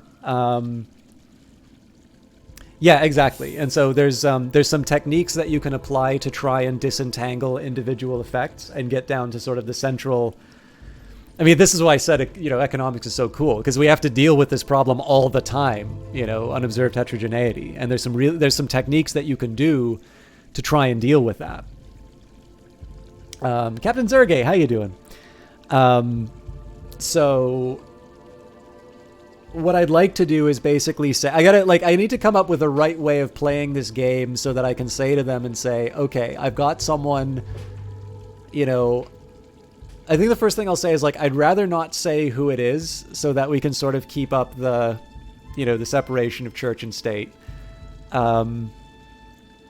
Would you be okay sort of doing this pooling thing, knowing that essentially it will be an input? I'll even say, like, we can do it strictly just for this one project because it's in the interest of pursuing it for, X, Y, and Z. We could say, like, in general, would you be okay with me doing this sort of a thing? And then if somebody's like, I'd have to know who it was first. Then I'd probably go to the other one and say, it's like, okay, I've got its unknown entity. So on and so forth. The thing is, if both of them say I need to know who it is first, then I'm in trouble, right? Because who do I say first? Because then, one of them will know, and if the other one says they're not interested anymore, technically they know who the other one was, but the other one, like, there's a whole, it's a whole thing trying to figure out how to preserve the anonymity as much as I can. But yeah, like the nice thing would be, because technically I have more than one company, I can do an individual analysis for myself and see the generalization, but I'm still not really fully disentangling the unobserved heterogeneity there. What I'm really doing is just applying the same method. And even if it's totally different for them, as long as the method is reasonably reliable at identifying the forecast, there could be differences between the two companies, but they're ones that the model is able to fit, because obviously you can just add more parameters and get it. So I don't know if you guys know this, but there's like I think it's a Taylor expansion. So you can sort of arbitrarily represent a function through a series of polynomials. So, you can just add like your squared, your cubed, and so on. And if you add an arbitrary number of them, you will get, you'll be able to approximate it pretty well. It's a really helpful result, actually, but there's some issues, as always. But yeah, so like I think I'd be able to make it work for other companies, but the really interesting thing, of course, would be able to try and identify something that is not tied to an individual company and instead be able to make some general statements about, I suppose you could say, like, one of the things I'm thinking of in terms of the model is accounting for things like, does the existence of a Steam sale writ large have some kind of effect on sale, positive or negative, right? Because you can make the arguments both ways. When you can say a Steam event will be driving more people to the storefront, more people on the storefront mean more people will see your game, and some small fraction of those people will, buy your game. Of course, you can say, well, yes, more people are on the storefront, but those people are looking for a deal and they see that you don't have a deal, and your product is now relatively more expensive than their other options, and so they may, they'll substitute to the other one. But then, of course, you point out that your game is one of a kind, right? What is the alternative to Hollow Knight? If I want the Hollow Knight experience, I'm buying Hollow Knight. If I like visually impressive Metroid-style games, okay, Ori and the Blind Forest is an option too. Obviously you have some leeway, but this is now all of a sudden where not just individual companies, but individual games matter quite a bit.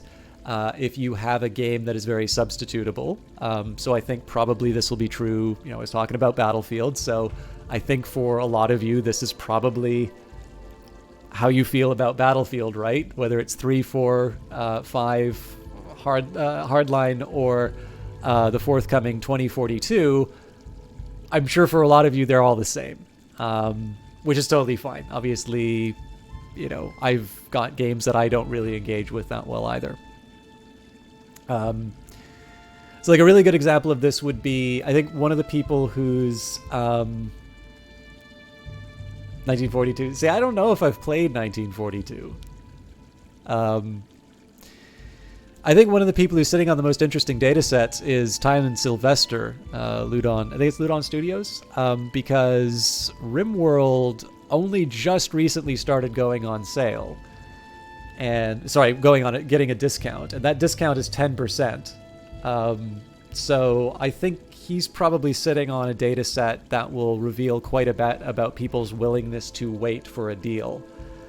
And let's face it, right? Like, what is your outside option for RimWorld? Like, what are you going to substitute into? What are you going to substitute into that's that's going to scratch your RimWorld itch if you're not willing to pay that price? So with that in mind, I suspect probably the elasticities for games are going to be quite different depending on the game. And let's face it, a lot of this is going to be a pretty qualitative... Okay, so it becomes a quantitative measure if you can identify the own price elasticity for the games, and you are able to connect that purely with the quality of the game and not other factors, which is a pretty tall order, I think. Obviously here, so at that point, the elasticity maybe quantifies the uniqueness of the game. I think you could make an argument for it, but estimating price elasticities properly is actually really hard. And when I saw the Epic slide and the Epic versus Apple lawsuit, I kind of had to laugh because I realized that the standards I was holding myself to on some of this games data work is very different from what an extremely successful company is doing. And obviously they know how data works, right? The Steam Spy guy works for them. Oh, that's an interesting one I found. So there was a big Steam data leak. This is some of the data that I lost before. So I went looking into that. Turns out that leak did not produce nearly as much useful information as people were claiming. Because there were some imputations in there which quite literally took the number of reviews and like multiplied it by a constant. It was some of the most ridiculous, like when you plot it on a graph, it is some of the most ridiculous stuff. I have no idea how they looked at that and said, that's close enough. So I definitely had some reckonings in terms of, sorry. I'm sure you'd have a lot to say about some of the internal studies you've seen in my job. Like, here's the thing. Like, this is what I kind of learned, and this is something I think I need to learn in order to get a little bit better at sort of getting, I don't know, getting my name out there or like trying to give people insights. Like, Simon Carlos was really nice in highlighting that thing I did for Kitfox in his Game Discover Co. newsletter. And he kind of talked about how the mathematics for it were kind of complicated. And the thing is that like that was my effort to simplify it for people. And as a whole, like for me, I really didn't think I was doing much more there than weighted averages. Which turns out to be really, really helpful in a lot of this gaming stuff. So like maybe I should just do a small article on weighted averages and why they're useful. And that'll help people out. But like this is just it. Like clearly my perception of what is sort of a baseline to draw from is very different from reality. And the thing is that I'm not entirely sure. I don't think it's an unjustified assumption. Oh God, I'm dead. Oh no, not fully dead.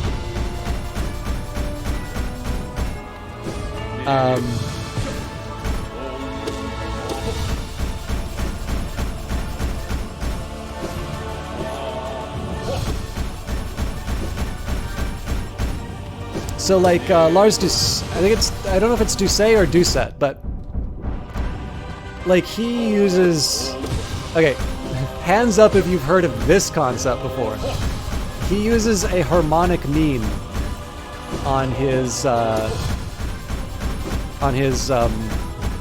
game, what is it called? Game Data Crunch, I think.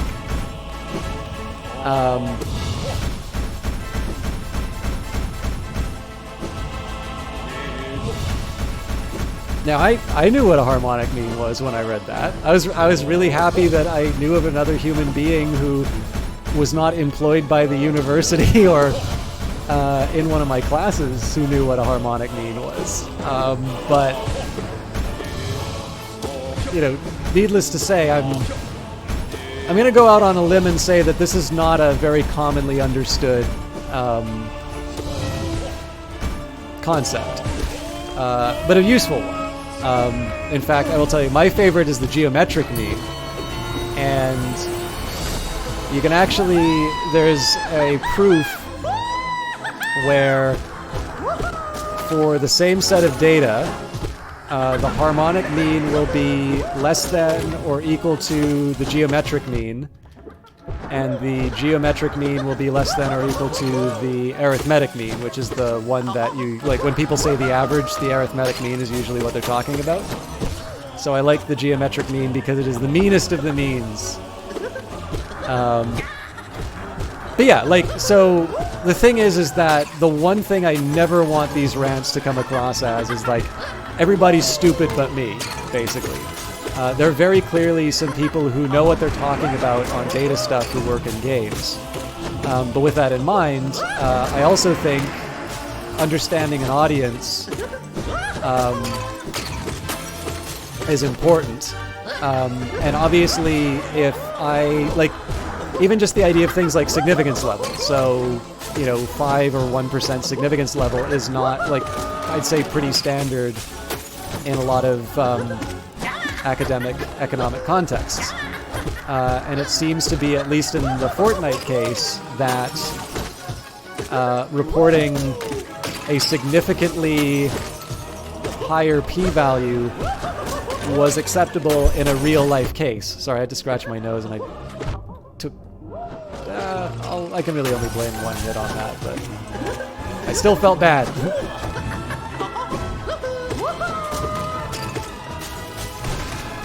I do not want to deal with 3 aspids, even if I want to heal.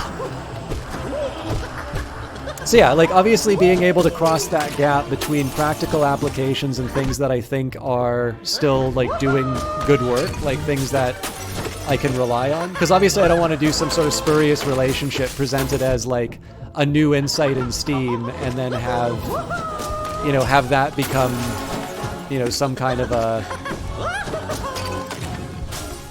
I don't know, like, have that become a thing that people, like, make business decisions based off of. Because somebody is going to lose money off of that, and potentially, like, lose a studio because of it. Obviously, that is vastly overstating my influence, but, you know, this is the thing. Like, I don't want an effectively communicated subject to, that's a pity. To be so successful, you know, like to have it so simplified that it also gives up maybe some of the rigor and results in bad decisions being made. I think there's a meaningful division that you can find. But yeah, like I definitely have a fairly nuts. Okay, I was not expecting him to go down, but... Sorry, let me see. That's when people on TikTok record a second video on top of another and make a harmonic meme.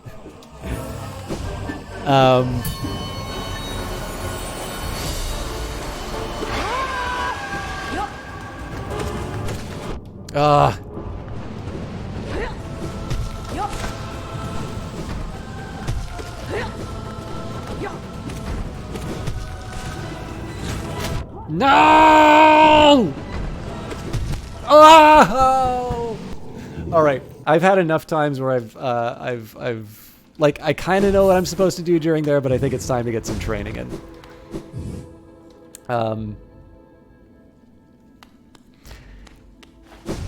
It's kind of allergies. I'm trying not to, like, sneeze constantly into the microphone. So whenever I sort of feel whenever I feel it coming on, it's like, okay, try and avoid the disaster, but maybe it is sabotaging me. And of course, like, maybe because I'm scratching it so much, I'm inspiring the itch. I don't know how noses work.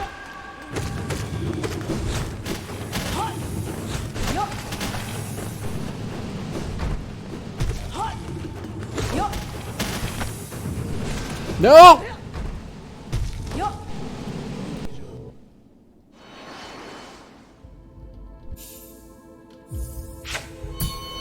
But yeah, anyway, suffice to say, like, I think there is actually a fair degree of sophistication as far as data goes in terms of the gaming space.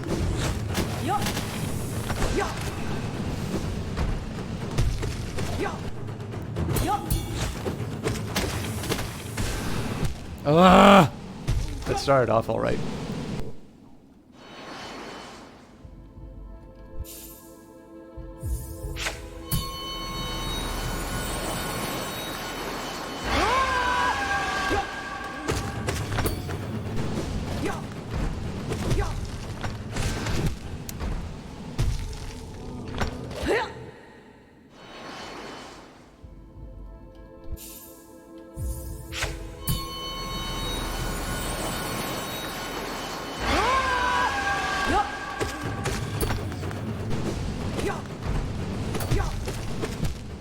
What am I supposed to do with that? I guess I climb up the wall and avoid him. But yeah, I don't know what happens if he just decides to like straight up walk into you.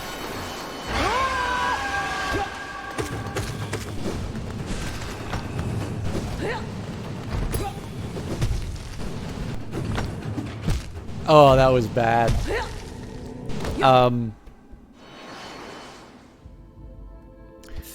But being able to find, like, again, one thing I'm beginning to appreciate just in terms of the projects I've been doing, there have been interesting results that I've sort of held back on because they're sort of marginal. Like, for those of you that know about p-values, like, I really don't like the idea of choosing a different standard than what I'm used to. Because it means I get a chance to see, you know, I get a chance to deliver a little bit more. Like, that standard exists for a reason for me. But then the thing is that I've never necessarily considered a whole lot in terms of why I'm using that in my current contexts. I don't know if there is a general convention. And the fact that people seem to be making some reasonably effective business decisions based on more permissive standards sort of suggests to me that my sort of applying my school way of thinking to this stuff may be sort of sabotaging me a bit. Ah!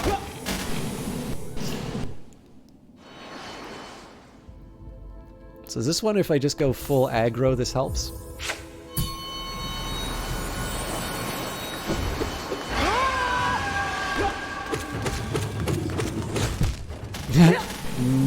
Little too aggro.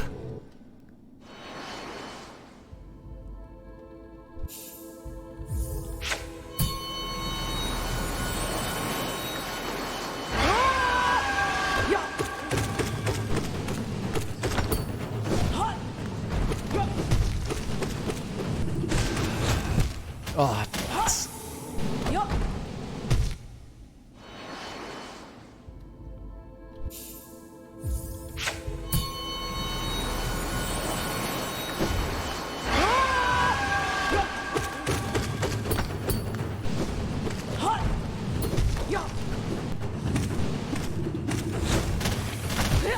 I'd use my double jump. Maybe I could have dashed.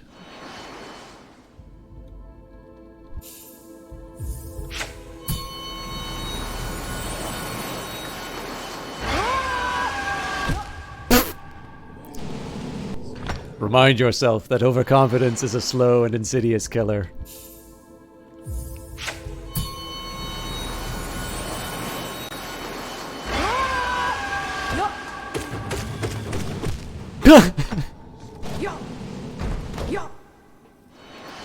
I'm trying to get in close because I don't have the long nail in the main fight. So there are some things that make this not comparable. But the aim here is sort of to experiment a little bit.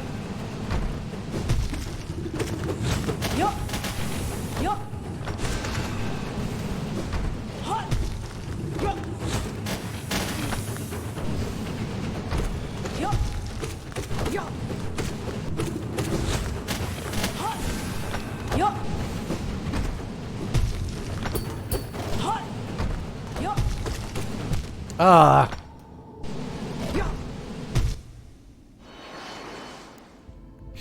Is that other apolitical game, Night Valiant?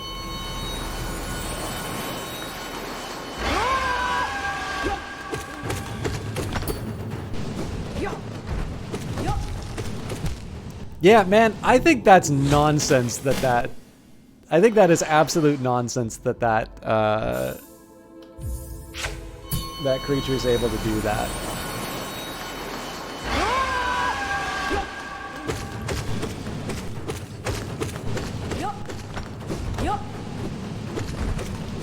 No, what am I doing? I did that one on stream, and D. Antwood is extremely aggressive in enforcing their rights. Turns out at least one of the members is a scumbag too, so I had to spend a lot of effort to try and get that. I actually didn't, I mean, I feel like I should be pretty straightforward, but I'm really messing it up. But yeah, I had to do a lot to try and recover the video. I wanted to dash the other way. I did do a lot of work to try and get that video up and running. I also really love that. I think you guys will remember during the dream sequence. It's like, oh hey Sid, I'm just cheating on my girlfriend, assuming that like it's gonna be left at subtext. Silly me.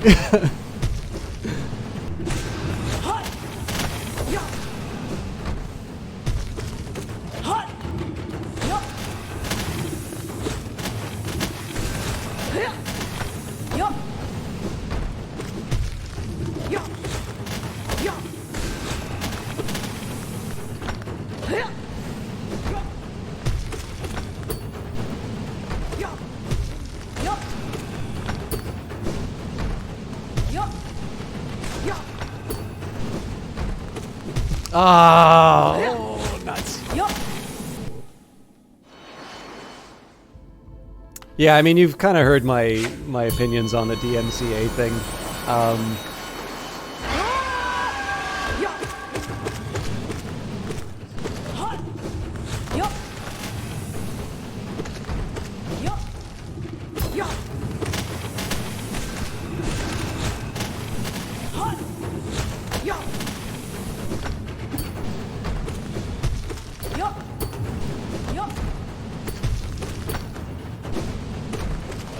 I think the email that I saw from Twitch really annoyed me in the sense that they're like, it's the first we've heard from the music publishers on this.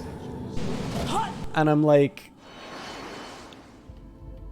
you know, your entire platform is built on some extremely loose adherence to intellectual property law, to say the least. I'm not entirely sure it's their job to say, oh, pretty please, will you stop, you know, broadcasting our content without our permission? That is why DMCA exists.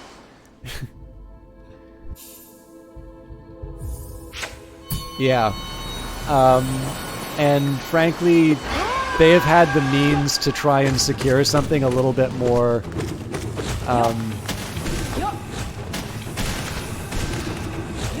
you know, something a little bit more serious and like consistent with sort of, when I say industry best practices, I mean like broadcasting industry. But it's obviously more profitable for them to leave it on the broadcasters.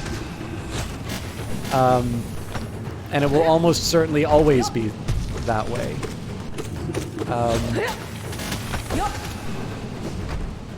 So, like it's definitely it's definitely a problem with a solution. Unfortunately, as much as Twitch, I mean, it's kind of like when what was it? There was some like regulation on rideshare companies that was about to be passed, and like I got this. Okay, that's just silly. I got like this email from Uber about what like great people they were, and I'm like, guys, Travis Kalanick is your CEO. Like, stop telling me what a, you know, what good people you are. Like,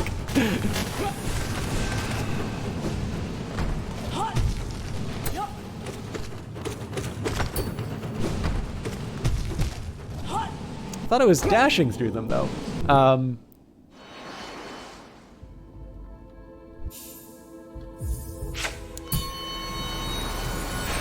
But yeah, like,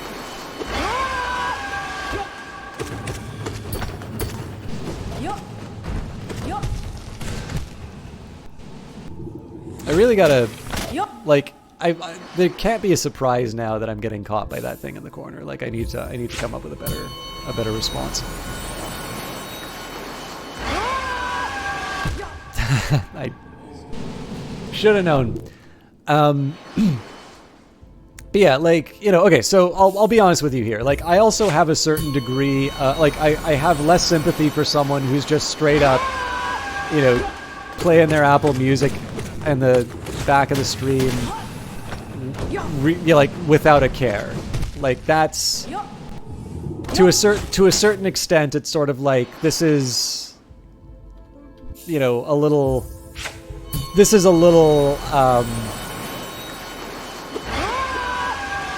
much, let's say. Clearly, games, as far as you recall, was the one that required clicking through a first party to get the facts on proposition whatever. Oh my god. That might have been the same email we're talking about now that I'm thinking of. Oh, wait, no. If it was within the app. Yeah. I don't know, like, I think it's, okay, like, obviously I think it's fine for businesses to advocate for their position, right? Like, I am not immediately opposed to the idea of lobbying because it is the same that I would expect of any politician. Hey, I'm mad about this thing. I think you need to know about how it affects me, so on and so forth. I think the way people tend to use lobbying is shorthand for corruption. It doesn't mean corruption doesn't exist. It's just... it's helpful to distinguish between productive activity and unproductive activity. Hello, the Eyes of Sin.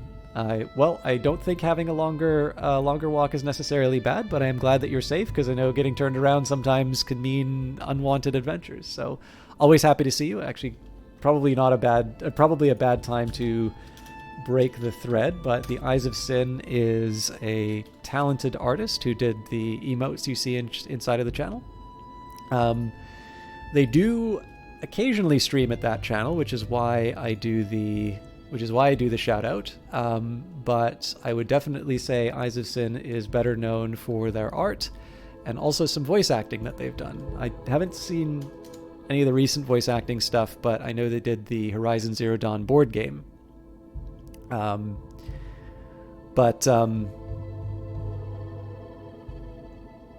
up finding a cat, petting the cat that hissed at you and immediately sniffed at you and decided, nah, I like you. You're a braver person than I am.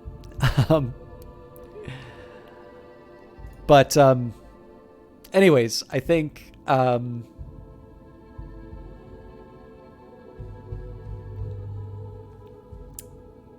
if you would like an example of the emotes, Eyes of Sin, I believe, is looking for commission. So if you have any either emote or art or voice work that you need, or happen to know someone who does need that, I'm sure Eyes of Sin would appreciate the lead. You can of course hire them yourself using that Twitter link. Or if you just want to admire the art, you can follow that Ko-fi page. There is an option to donate, but I also realize that especially during COVID times, a lot of people are asking for money. So that is always a respectful request to support somebody who has contributed a lot to the broadcast, somebody who I consider a friend, and somebody who I like to talk up the talent for. But obviously, I think the best that anybody's ever going to ask is for an opportunity to entertain you. But to return to the DMCA thing, I think the biggest problem that I have is the fact that, so like obviously when I did Cyberpunk 2077, I stopped at the part that I did because before CD Projekt Red announced it to the larger world, I had a little inside information about it. So this is one thing, the fact that I knew ahead of other broadcasters that there was a problem with the streamer safe mode is already an issue, right? That should probably be disclosed very conspicuously as soon as that is known, because it can potentially mean the difference between a channel staying online or not. That's problem number one. Problem number two is admittedly more so for older games, but clearly there is a big gray area where nobody really thought about the idea of broadcasting somebody playing a game. And so the rights that were, the rights for the music are obviously different from what they were before. It's definitely not It's definitely not profitable for developers of old games to go back and to like parse out and either buy the rights or cut out that music. Some of them it is. Like I'm sure Grand Theft Auto 5 might see a benefit from doing that sort of work. But there's definitely a gray zone that the original sin is never bothering to ask for permission from the developers in the first place. but sort of a knock-on effect. Even now, like if developers were uncomfortable with it, developers enforcing their rights would be met with extreme responses from streamers as well as gamers. A response, by the way, that I think would be completely unjustified. I think developers are well within their rights to say who they want to stream their game. And if it's a good business decision for them to have lots of people stream their game, that's fine. It's their game, it's their company. It's their right to make a bad business decision, right? My buying the game does not entitle me to broadcast it for people.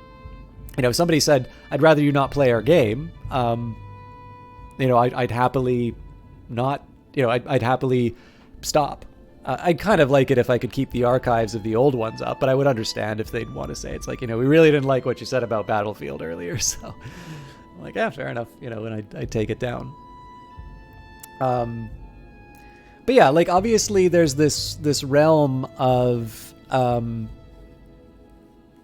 like sort of a set of decisions that were made and under a different set of rules that are sort of coming back to bite us today. And here's why I think Twitch bears greater responsibility. Like the reason why this is a strategy is that nobody actually cares about the individual creators, with maybe a few exceptions. Like again, if you're pulling millions of dollars as a broadcaster, probably there would be a reasonable case for doing a DMCA thing to try and get the money out of you. But like, if I were to play DMCA music, the end goal of doing a strike against me is not that I all of a sudden am going to pay up.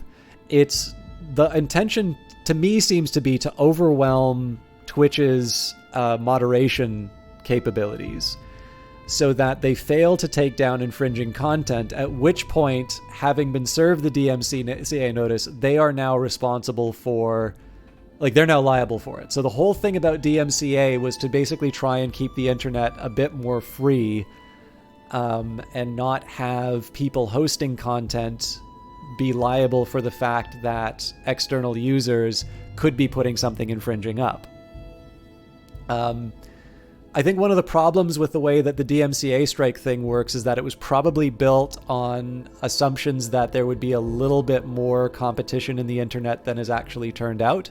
So the problem is that if people do a bunch of spurious DMCA, I don't even know if that's the right term for it really, but like if people do a bunch of DMCA claims on YouTube and like they just do it on these extremely flimsy grounds, the thing is that it's better for YouTube to just like take the thing down and sort of put the burden on the takedown receiver to show that they were compliant. And under a more competitive scenario, like what would happen is that a company that wasn't really doing its part as far as like DMCA enforcement was concerned, they would be losing out on content creators, right? If I'm at the risk of having this nonsense take down my videos, of course I'm going to go to the place that actually bothers to do the homework and figure out whether or not this stuff is worthwhile. But we don't have that. We've got Twitch and we've got YouTube. One does live streaming, one does VODs. I mean, obviously they both have capabilities for both, but you usually go to one for one and the other for the other. Pretty much any viable competitor has now exited, so it doesn't seem to me that they're going to be running into these situations where they're going to feel the pressure to retain talent, which is a very weird word to apply when it comes to streamers. And so the thing here is that, like, it is because Twitch is such a big company that it is attractive to do these DMCA attacks. Be right back. Starting a Let's Play channel over on Vimeo, yeah.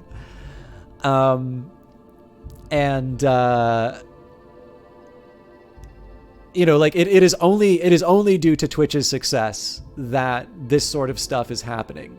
If it was a small company, you wouldn't see this kind of activity unless they'd like really done something egregious to like turn people off in terms of this the infringement or whatever.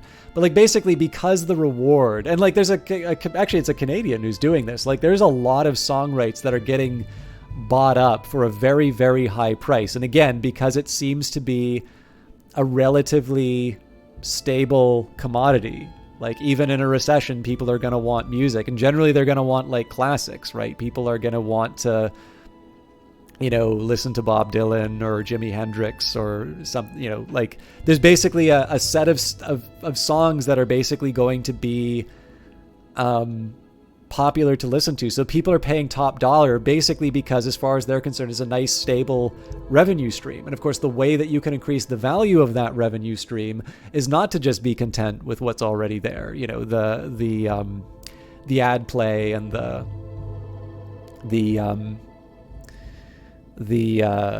use in movies and whatnot. And I'm going to be probably a traitor to the cause here. I'm actually going to say that these rights holders are right. Twitch is selling advertising. They're taking half of what you pay in sub money to me. Twitch is making some money off of this content. The problem is that the way that Twitch is structured is that they will do absolutely nothing to help as far as this DMCA stuff. They put all of the responsibility down on the individual broadcasters. So they're setting themselves up to benefit from the infringement, but to ultimately put the blame somewhere else when somebody actually tries to come to collect. And so the strategy that's ultimately being employed against them is basically to make sure I think what they're basically trying to do is to outdo Twitch's algorithms and catch them in a point where they are infringing at a level that makes them an eligible target. But of course, the consequence is that all of us who are living under Twitch's terms and conditions, which essentially say that we're the ones responsible for ensuring compliance, we're the one that sort of have the channel shut down as a result of that sort of stuff. So, and I think it sucks just mostly because it's I want to play Civilization 5, but some of the songs that they use, are under copyright, and so my videos get muted on YouTube kind of scenarios.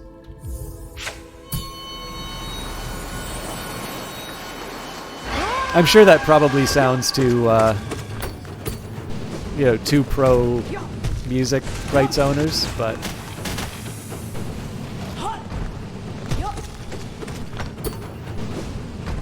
I don't know. I just don't feel that Twitch can pretend that it's you want to play Brutal Engine? Oh god, yeah. I really don't think. I think Twitch wants to pretend that it's a small company still, when that has not been true for a very, very long time.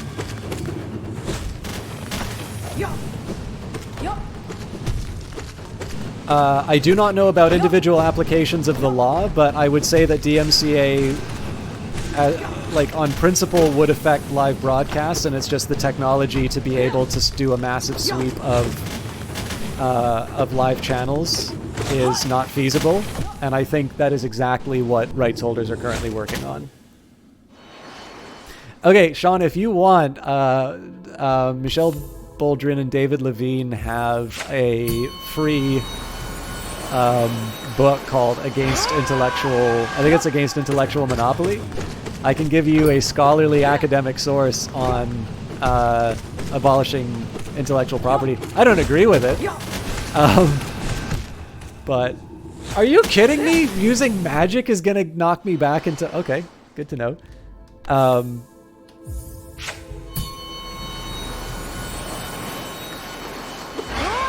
mean, first of all, it's a big enough company that they'll, they feel the pinch on, a popular streamer wearing swimwear and cutting her ad revenue. They're a subsidiary of Amazon, so that's, that's not small by any stretch of the imagination.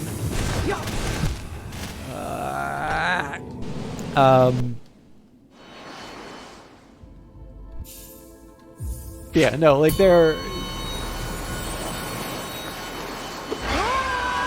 the thing is, like, basically they know what the right thing to do is, but they're not going to do it.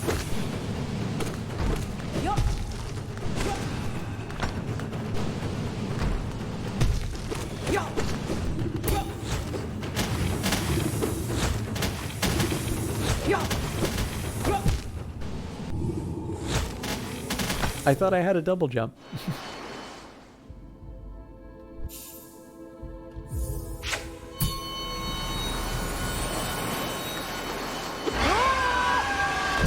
Ha!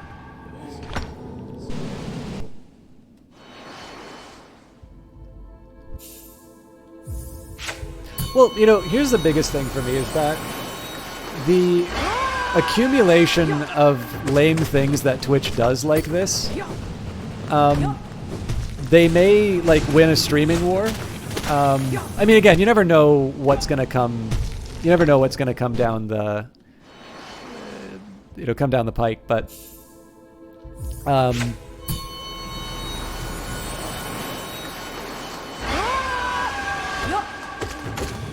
probably one of the risks that people don't consider as far as streaming is concerned is that, like, I don't know how many people broadcast on this platform thinking that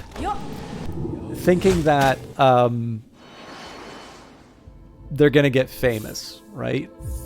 Like, I know a bunch of people probably want that to happen, but I'm not sure that's what drives, you know, additional broadcasters, the people who are, you know, allowing Twitch to sell advertising, basically.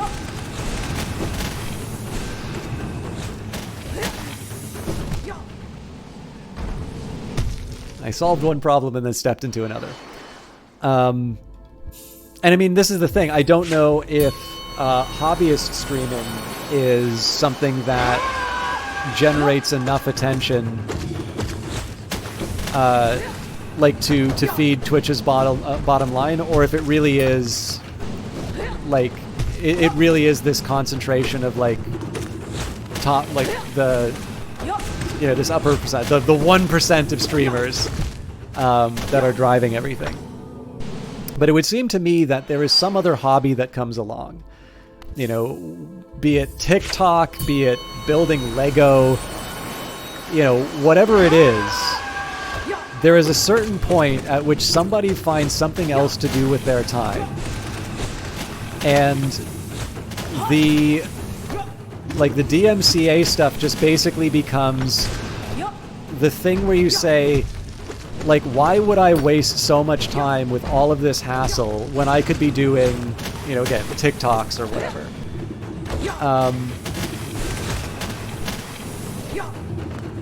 And I'm assuming, like, the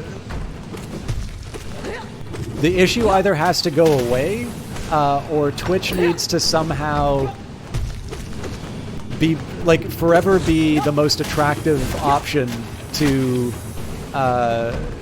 you know, the people who are considering content creation.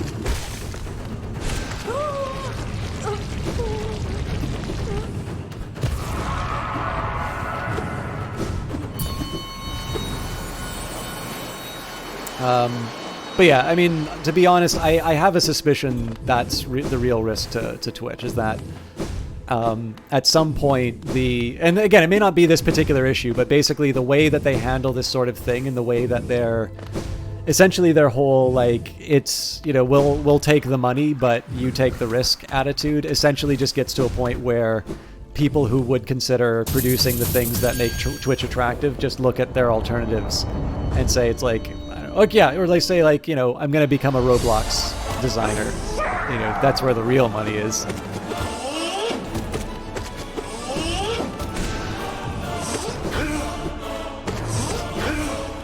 I'd say it's a surprising we haven't seen a boom of smaller scale self-hosted streaming as an alternative, but I know firsthand that's actually difficult to build. Yeah, I feel like that was something that, like, I kind of feel like the actual history of streaming has nothing to do with, like, Twitch or Justin 3D, and everything to do with the cameras that people sort of set up in their, you know, their flats. But, like, it's just, I don't know, it kind of, like, I'm guilty of this myself, right? It's like kind of just acting as if Web 2.0 was, like, the internet was always this way. You know, you always needed a completely unreasonable processor to be able to open a basic website. And, you know, obviously to find stuff on the internet, you don't just go find a website that somebody set up, but you just, you know, you go to one of these major sites and get your information that way. Like, there's clearly just an entirely different way of engaging with the internet. And I don't think we're going back. I don't even necessarily. I don't think I can be nostalgic about it. I'm sure I probably experienced it, but not to like a level where I would feel comfortable being able to tell people about like the good old days.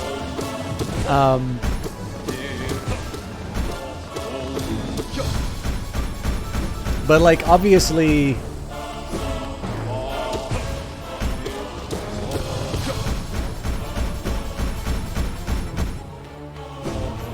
Actually, you know, I guess a good example of this would be, and again, not to,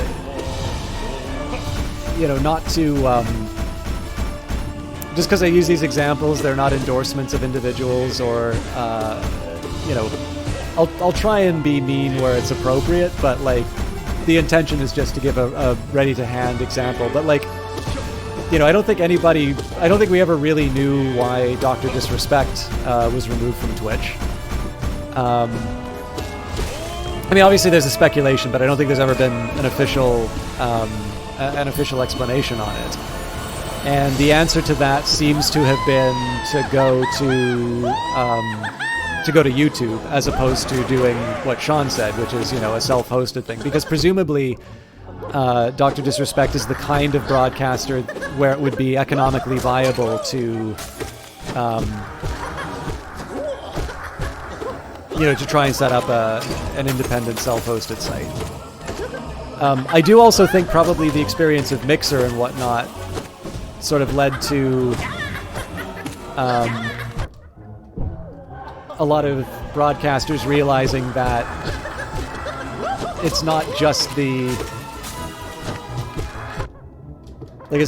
individual, like you may be a name, but like that's not necessarily just that's not gonna completely cover you. I had to laugh at the streamers who were like, nope, they made their decision, they should never be back on Twitch again. I'm like, yes, because clearly Twitch has done everything, you know, it's done everything you could imagine to earn your loyalty. We should all align ourselves with our corporate masters and pick a side. If you pick the wrong side, you don't get to broadcast anymore. That is exactly the way that we should be treating streaming.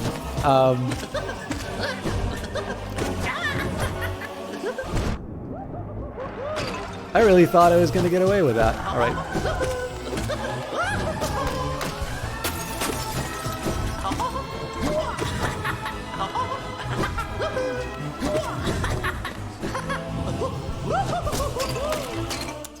As we all know, Microsoft is the evil big company, Amazon's the good one. Yeah.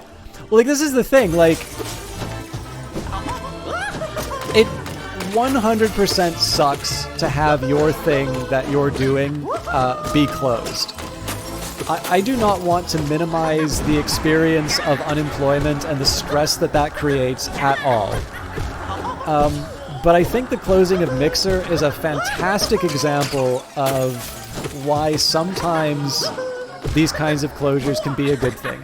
I don't, like, this might just be, like, me kind of communicating sort of a lack of understanding about the broader internet, but I'm not 100% sure who was very well served by Mixer. Like, it seems to be that there was, you know, there was a viewership. There were enough people interested in giving it a shot that it had people checking it out. But I'm like, I just don't know if Mixer was doing something that was, at its time, was like super necessary, and you know we lost something really special with the closing of Mixer. And it's clear that what Microsoft has since done is doubled down on things like the Game Pass and making sure that there's lots of interesting games coming out and cloud and like, I don't know, like I'm generally excited by the stuff that Microsoft is doing in the game space. Would it be nice to live in a world where Mixer is still a going concern? Sure. Like, you know, obviously I'd like to see more competition. I'd like to see more offerings. But it's really hard to say that, like, Microsoft's just banked whatever money they were spending on Mixer and went away. Like, it's really clear that they took that focus and said that we are much better as a company that, you know, buys or gets licenses to games and comes up with more, you know, more ways to play them.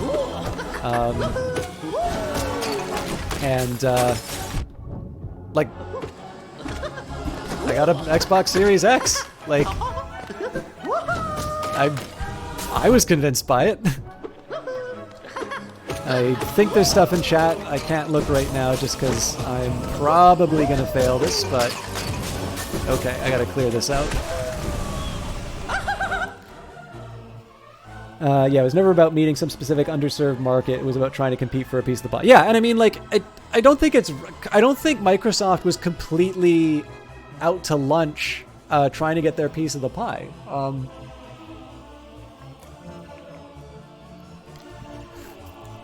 I mean, like, it's kind of funny because, like, you can see that Amazon's really been trying to make games work.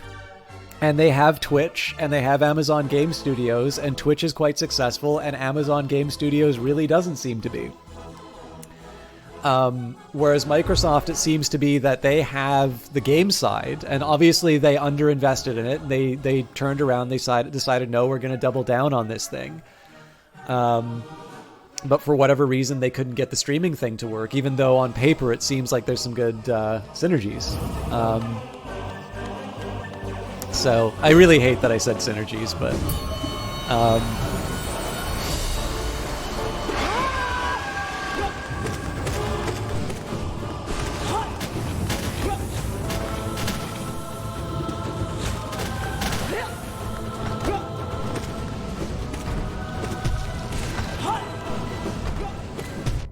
okay, I gotta get healed now.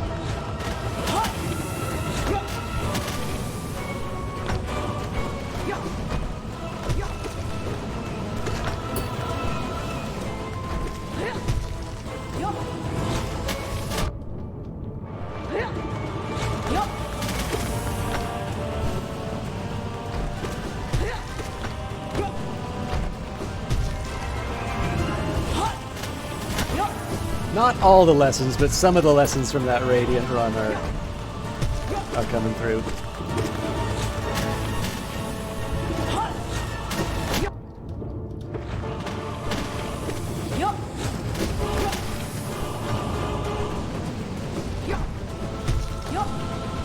Oh, come on!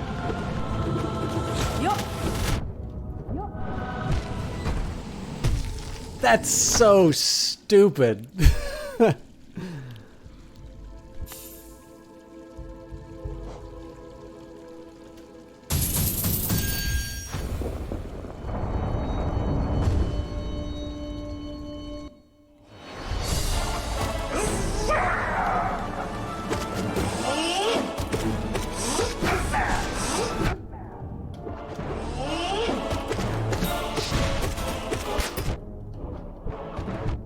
Oh, good God. The funny thing about this one is normally I do worse when I'm ranting.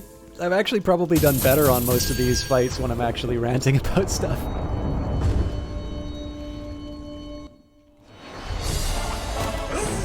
Actually, no, the one thing that has also occurred to me, Sean, I suppose with things like Azure and Microsoft and Amazon Web Services,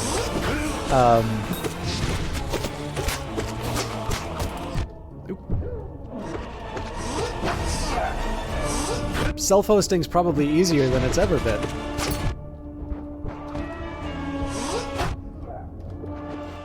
One thing you've wondered, why does some music that's part of a game get DMCA but not other music? Mostly because So let's assume that in this case it's the same rights holder who is deciding to pursue this DMCA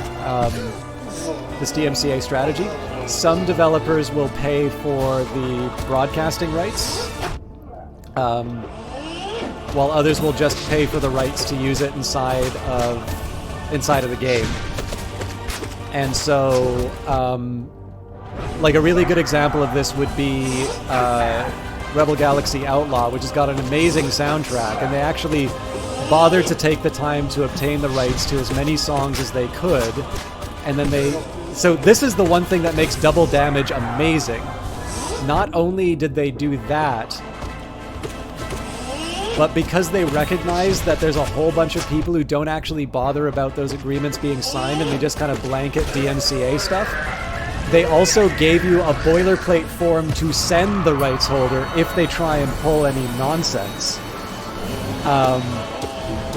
That specifically highlights the rights that they paid for and that you have permission to do the game. So like they also, like unlike Twitch, so this is the thing, right? An indie game developer did the thing that Twitch is not willing to do. Obviously Twitch hasn't bothered to get the rights for these things, but like obviously like Double Damage actually bothered to help you out in terms of dealing with a larger entity that's like telling you shouldn't be streaming something that you have the rights for. So major kudos to them. But yeah, like basically,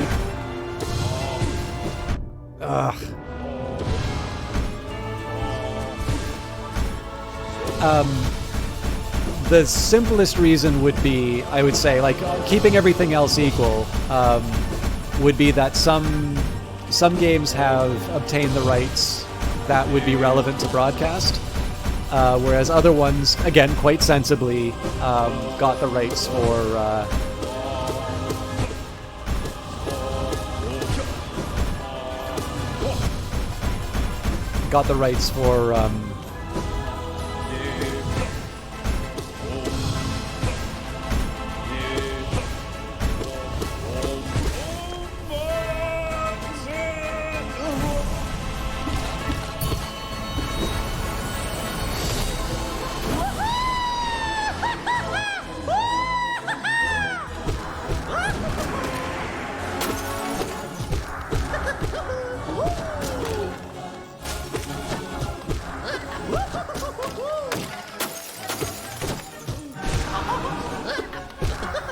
And so I saw Sean write something on the AWS thing, which I'm kind of interested in.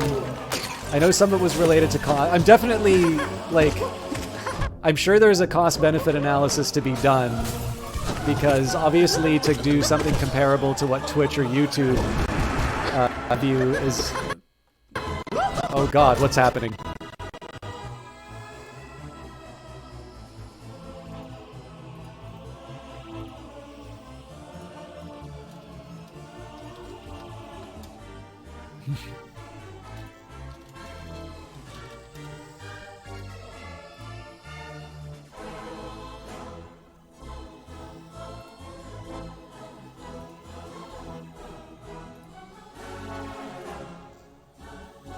Alright, I'm gonna guess some of you just saw something really weird happen.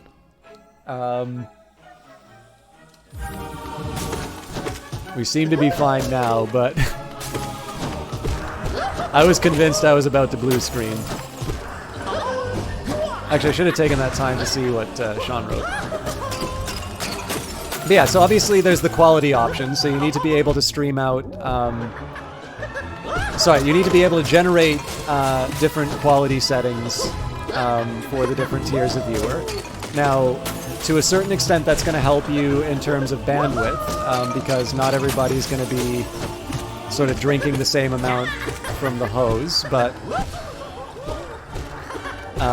you're going to need to do the computing for that. You're going to need to do it at such a level that it happens in real time.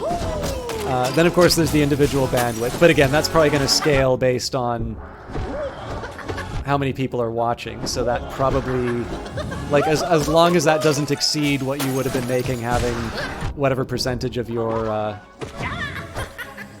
stuff taken. This is ugly.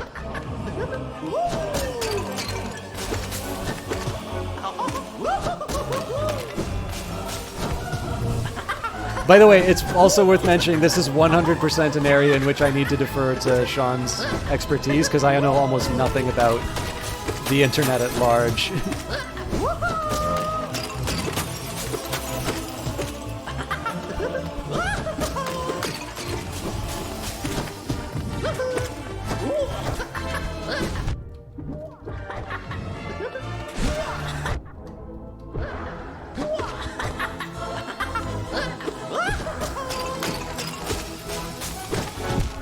Nuts. All right.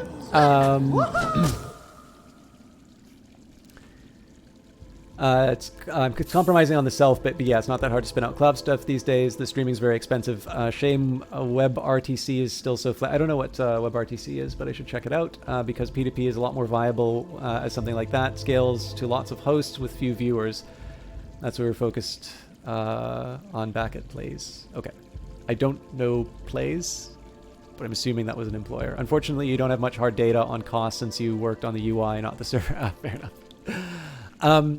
Yeah, I mean, so one of the things that sort of interests me too is that because Microsoft isn't in the streaming game anymore, it would seem to me like, because if you go to the Microsoft site, like they are going to show you a bunch of they're going to show you like a bunch of like, here, you want to use some Azure services? Do you want to do real-time data analytics? Here's a bunch of stuff we have. Like we got Databricks and we've got, an SQL server. And, here's all this stuff that here's the stuff that you want. And it would seem to me that if they're out of the streaming game, they can probably make a fairly decent argument. Like they can set up a button to say, here's what it'll cost you to run your own streaming site on Azure. And they presumably could be making an appeal to the higher end of the the streamer distribution to sort of say this is what it would cost you to go indie basically, at which point of course then they sort of do their own evaluation as to whether or not they could get sponsorship, hosting, whatever. Obviously, there's a large number of people who will owe their success to Twitch and their ability to keep broadcasting on it, or YouTube or what have you. But especially because I've actually taken a look at the Azure site and I've seen exactly how they lay it all out. And obviously they're recommended. I took a look at a couple of data ones. I'm like, go to hell. I don't need like 3 of those things. So, but I have occasionally debated on like just getting a little cloud instance to do a couple of things that I'd really like to sort of be running 24 hours.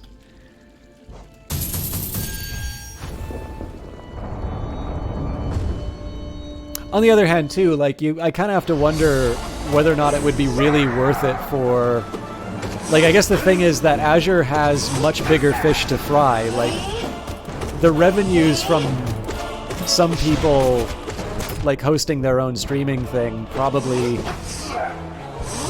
like, it's not insignificant, and obviously being able to, to come up with more opportunities to sell Azure can't be a tragedy. But I'm also kind of assuming that that's not lucrative enough to benefit from individual attention.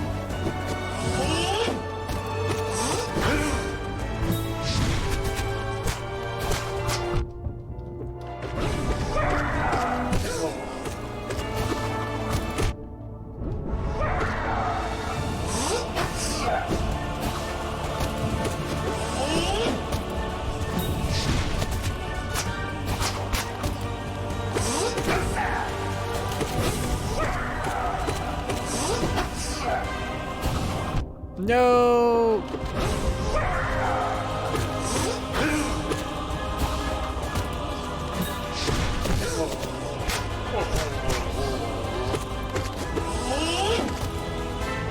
Nuts.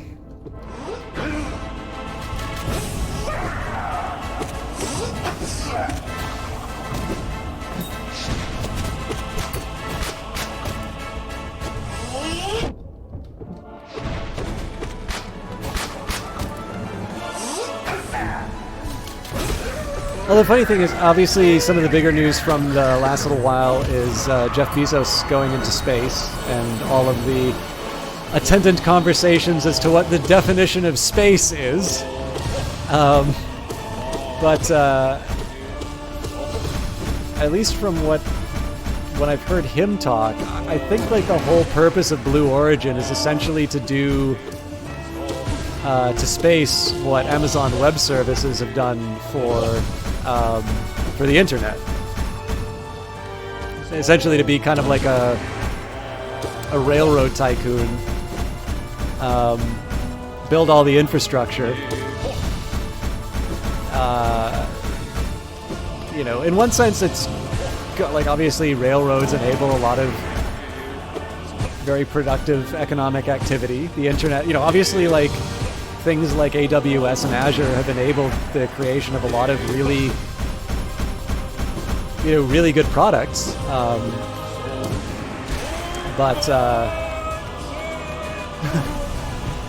And presumably, you know, a similar infrastructure for space will produce a new set of work. But I mean, it's a little bit more to the railroad story than what I just said there.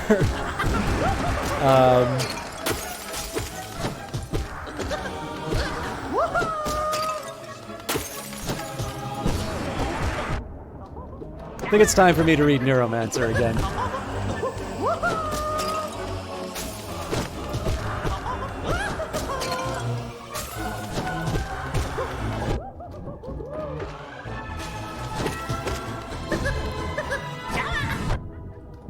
I am sad.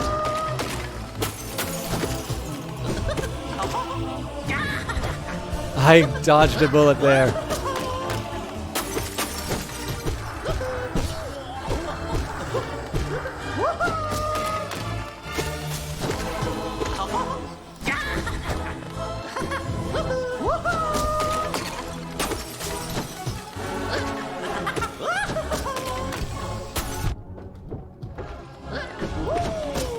Oh, here's a fun one. Do you guys know that there's insurance contracts for rocket launches?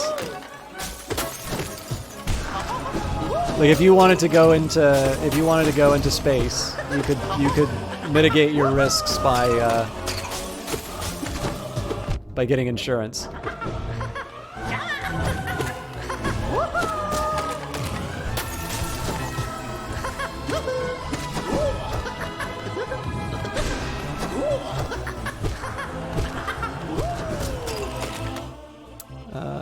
Unfortunately, most of what AWS provides is just marginally more stable versions of what historically existed and could be spun up on your own. That's really funny. Like, this is the thing. I don't actually know. I don't actually know, like, in practical terms, what the contribution of AWS is in terms of, like, access to hardware, other than the fact that it seems to have changed.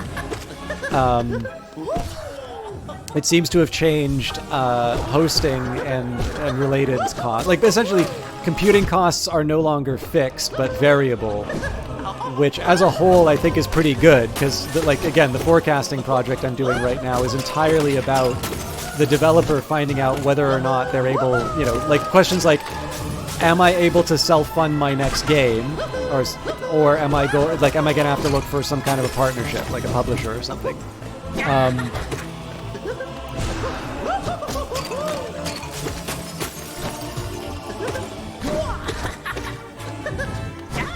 And obviously, if you can,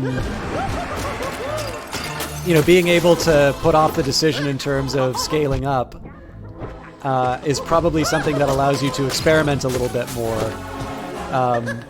So, you know, like, obviously, if you have to have your own, like, if you're buying your own servers, it's like, okay, well, we just made, you know, a better Google.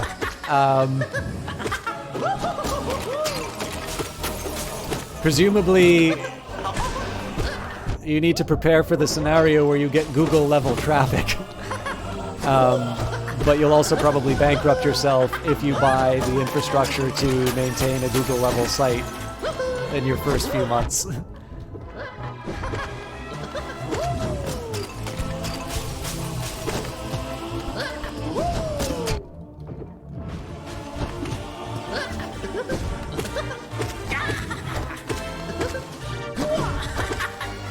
Sorry, I'm only partially reading what's in chat right now. There's something about existence of data centers. I will do my best to get to that in a timely fashion, but as you can see, I'm not shooting the lights out on this.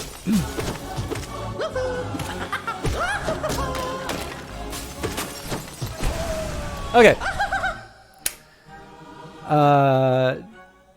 Oh, sure, yeah, that's not. Yeah, I'm not going to say that they didn't exist before AWS. The most notable thing is probably that the widespread nature of it means that you don't need to rely on specialists as much.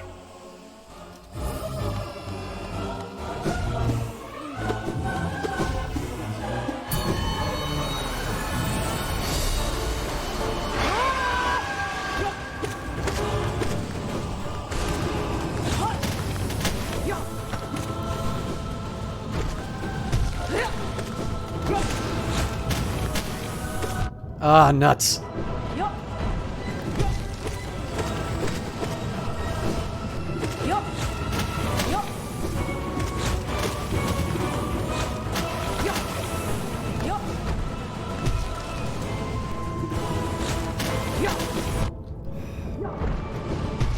I was gonna try and bounce off his noggin.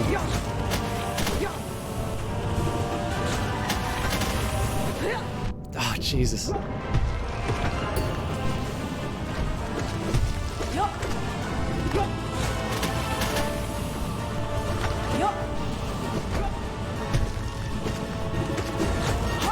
The souls should be used for damage, not healing.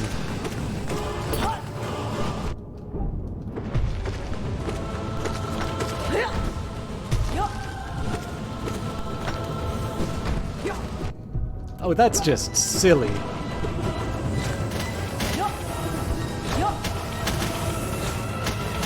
I'm just gonna wait for the...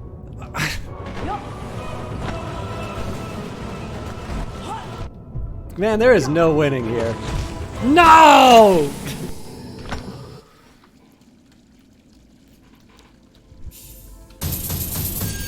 That really should have been something I could have taken home.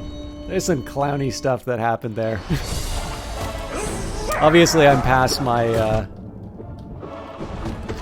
normal finishing time, but I'll say it's because Isaacson is watching. Definitely not because I've sworn an oath of enmity against the God Tamer.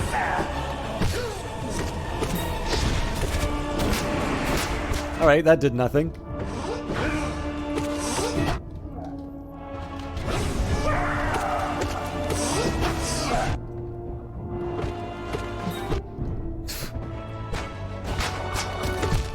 Unbelievable. Alright.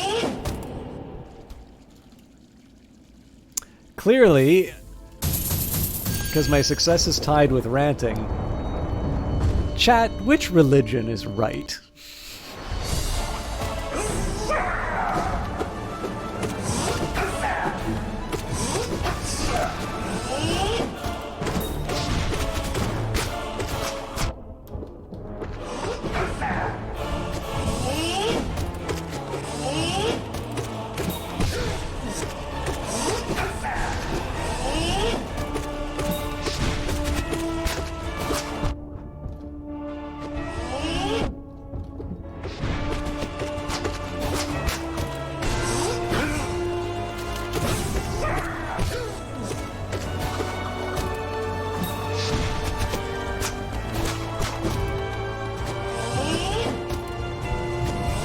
Hard to say when there's so many left. Well done.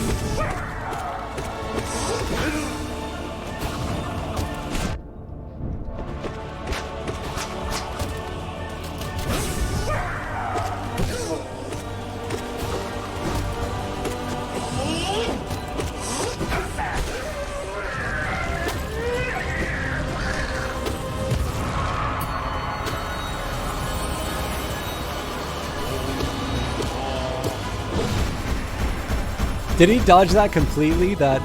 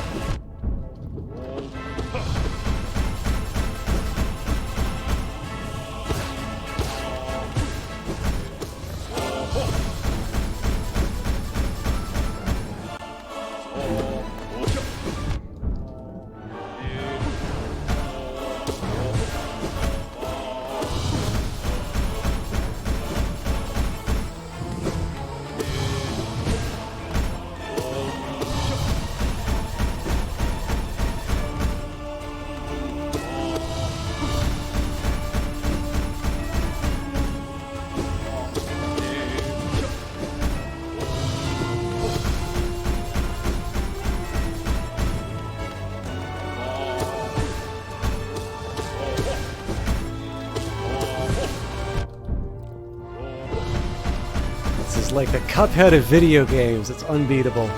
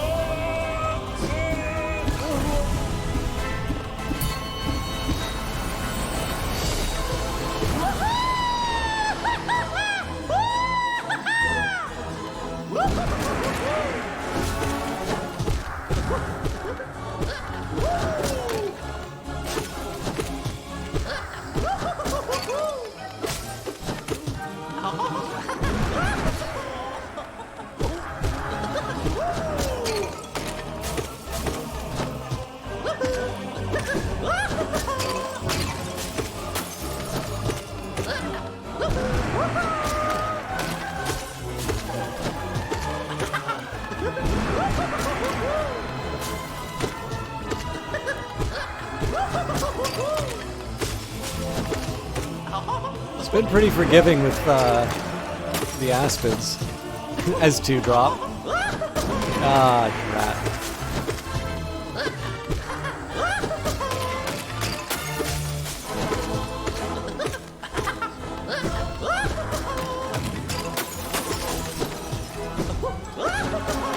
Ah! Oh, are you kidding me?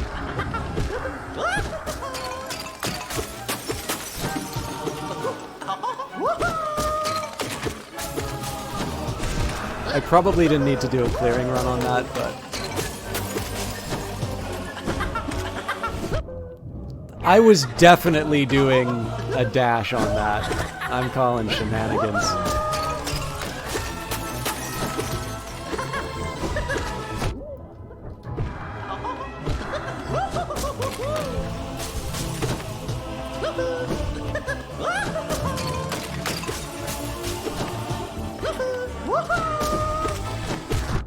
No! Ah! Okay.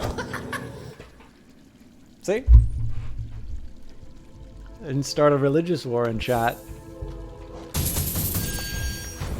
I didn't have my fuel.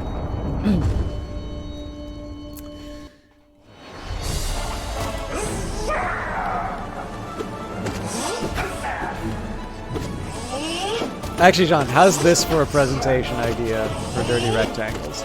I'll say I'm doing the forecasting project, but I won't ask for permission ahead of time. And then if I hear that I don't have permission to do the forecasting project, I'll give a presentation on how Cuphead is a very good game. And so it's a shame that it's obvious the developers ran out of money before they could complete it, so they just made the bosses arbitrarily hard so that the game was uncompletable, and they could just blame the players for not being skilled enough. Do you think that would be a popular talk?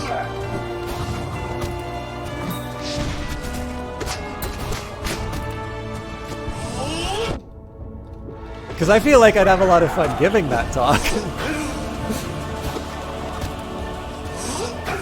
I just don't know about if I like getting the consequences of that.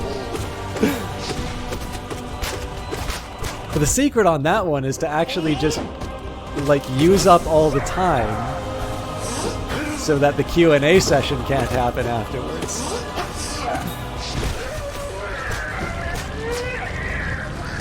Yeah, that's exactly the reason why I would want to.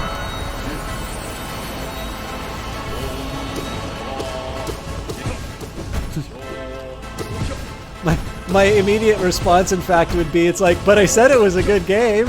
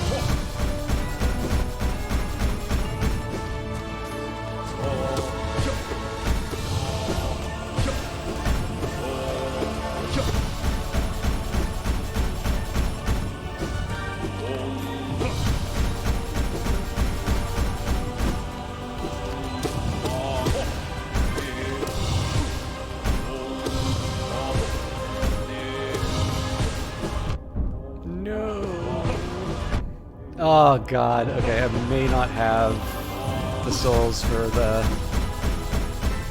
collector.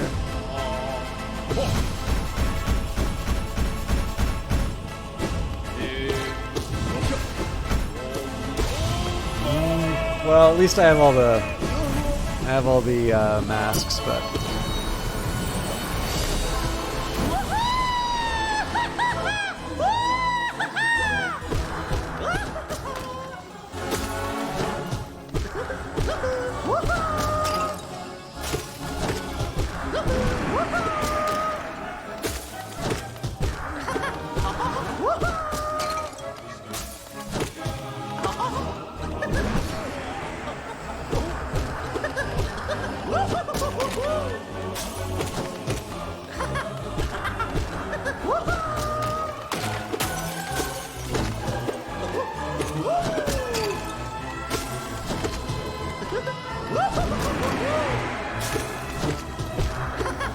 actually, come to think of it, I don't think I've ever done Cuphead on stream. I would have thought that that was out of character, like, that game was out of character for me, but I suppose if I'm doing this, I should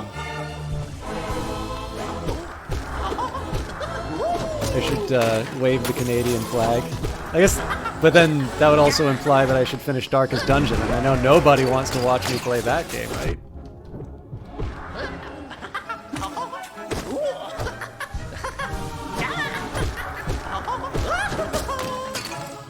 Sorry. My allergies are about to betray me again.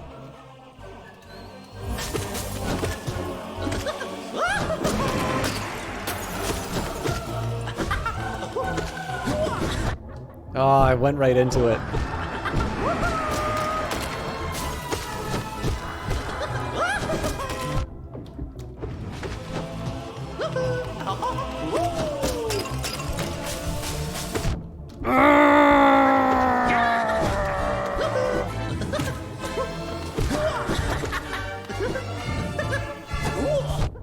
I hate you so much.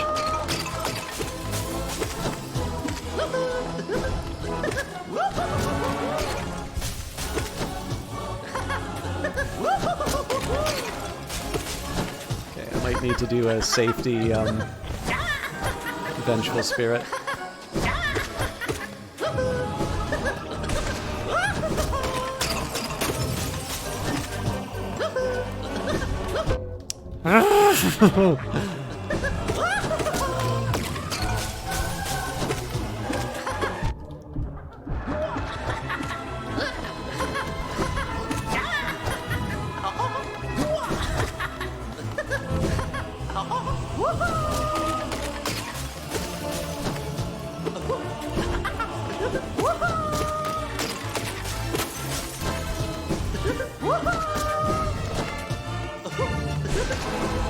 I was really hoping I'd walk away with a little more on that vengeful spirit. Okay, there we go.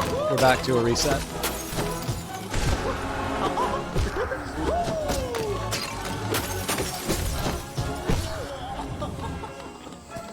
So that would have been a great time to heal, but...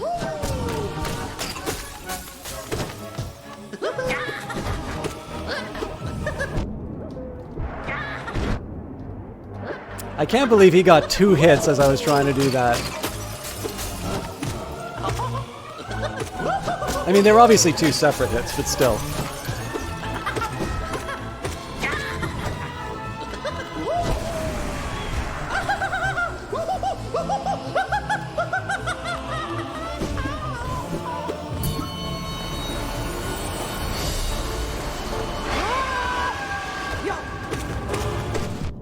Okay, that was really bad. I gotta see if he spins or not. Okay. Yeah, we saw that coming. Oh god. What? Oh, I thought I dashed in the other direction. Okay. I guess the nice thing is that I'm pretty regularly getting through the collector. I was just really hoping that we'd get past the God Tamer here.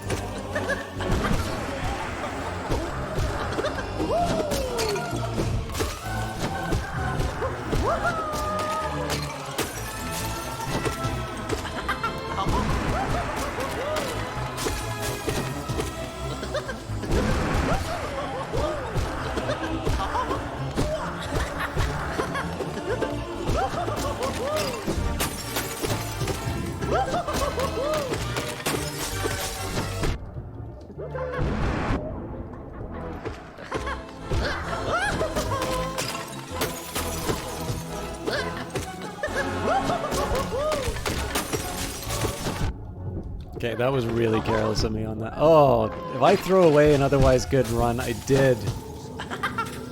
I was pretty good up until that that sudden collapse. Kind of like all the other runs, right? They would have been winners if only I had done things differently.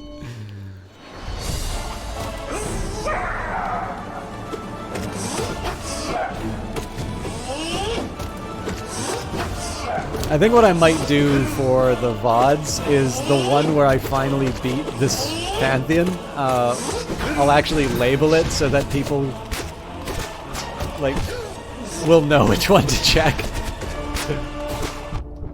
Oh man, actually that'd be a good experiment. I don't look at too many analytics on my YouTube videos, but I'm really interested if I start looking at these Pantheon videos to see if there's evidence of people like watching them to see whether or not I beat the Pantheon.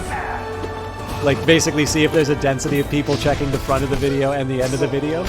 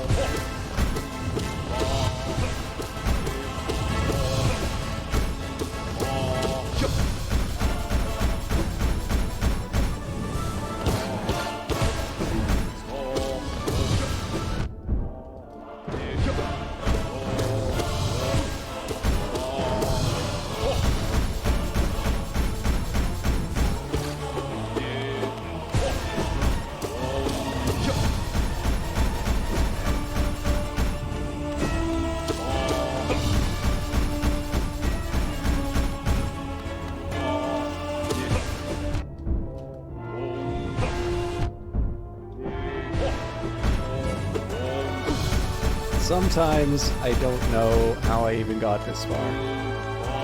I'll say I'm glad this wasn't in the game you played, and I feel no obligation to even try it.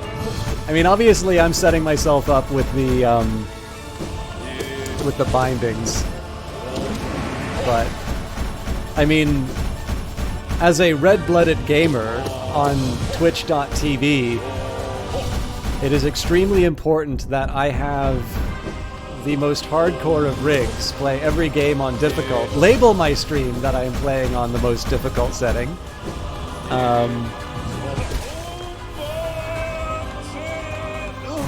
Drink Monster Energy drink. Have weird views about women.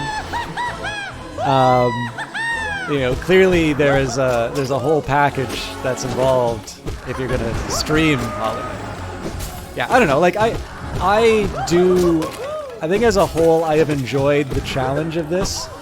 I am definitely at the point where, like, I just kind of want to be done with Hollow Knight. Not to a point that I'm going to stop doing this Pantheon. Like, obviously, I did not learn about sunk costs in my schooling, and clearly every minute that I have spent on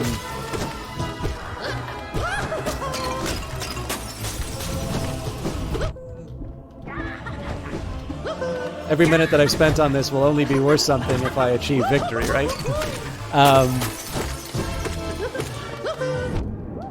That's upsetting.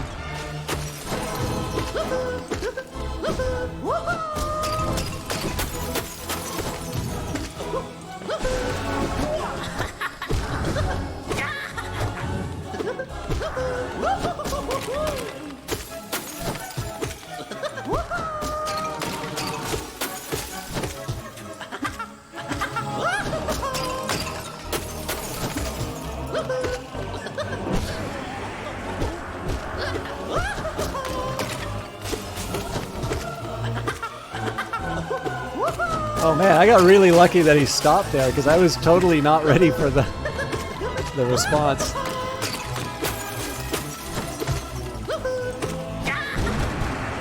Ah, I walked into him.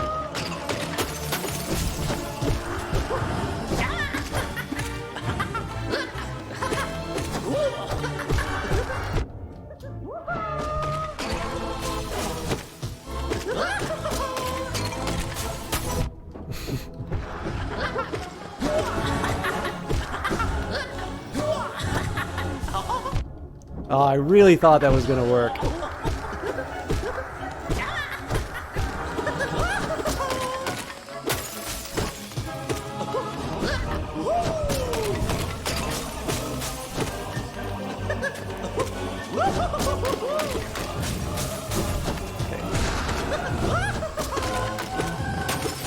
Sometimes I just need to admit I'm bad.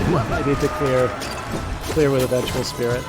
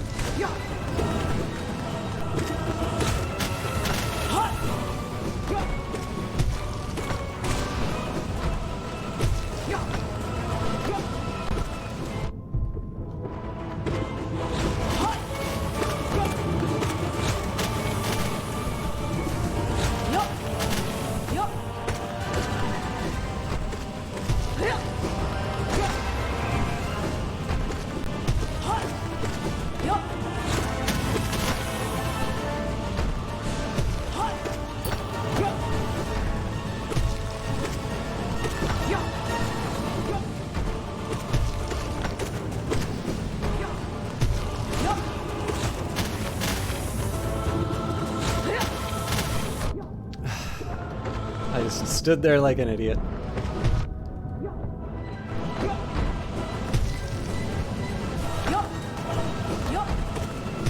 What?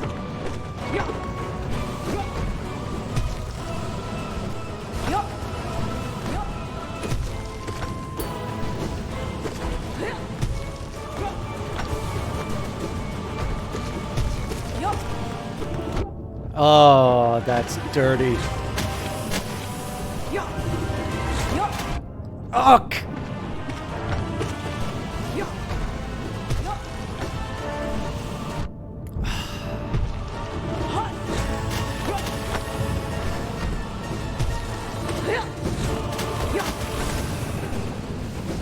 The attacks are endless, so I'm just gonna go balls to the wall and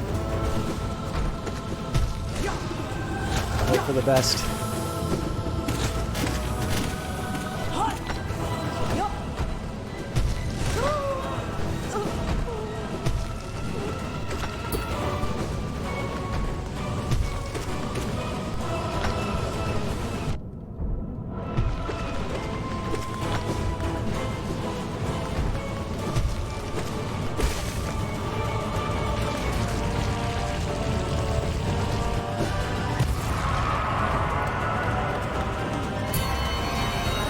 Alright, game's over.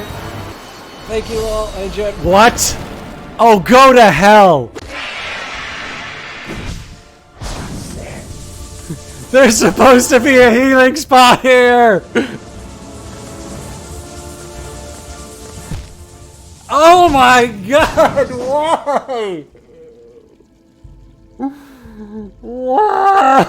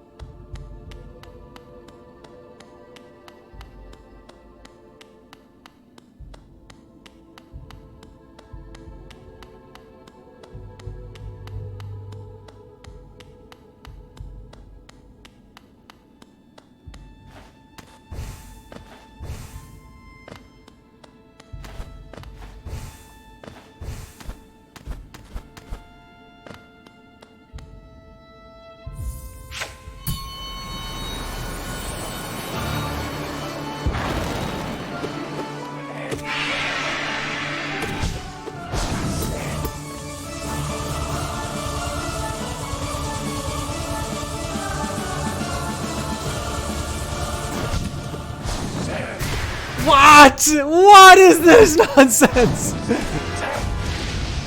Oh my god, this is ridiculous.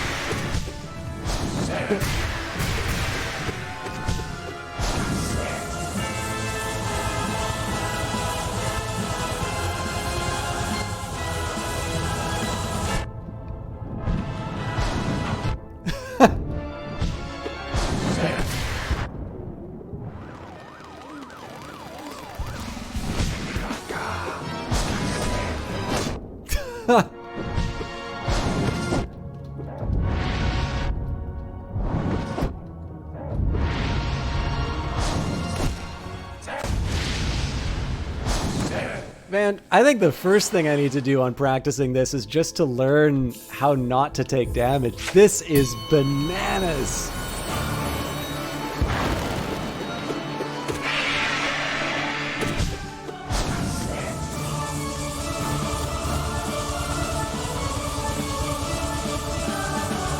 Like, did somebody just leave a mean Steam review on Hollow Knight and they're like, this DLC's for you, buddy?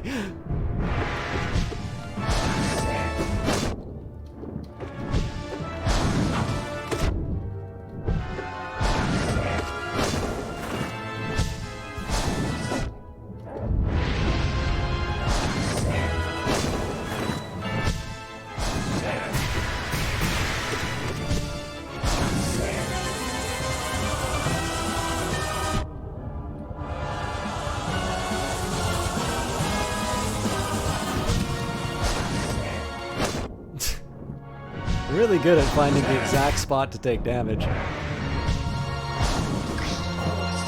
Oh man.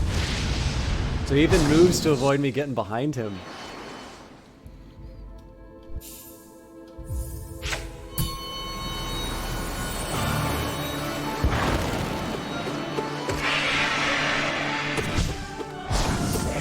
Okay, so he's immune there. Which you'd sort of think would be the really good time to just go in and get your shots.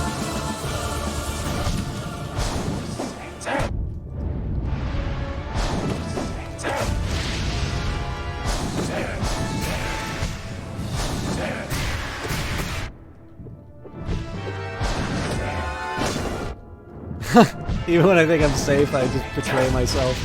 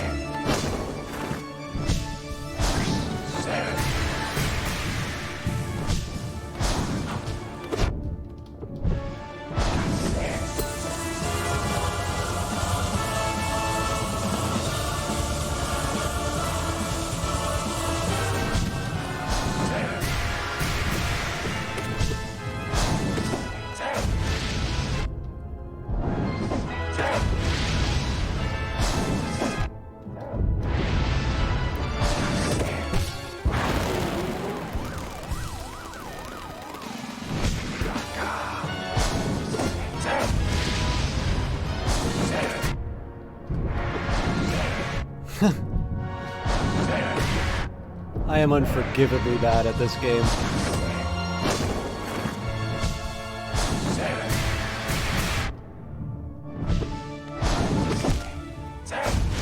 Well, we got 2 phases down.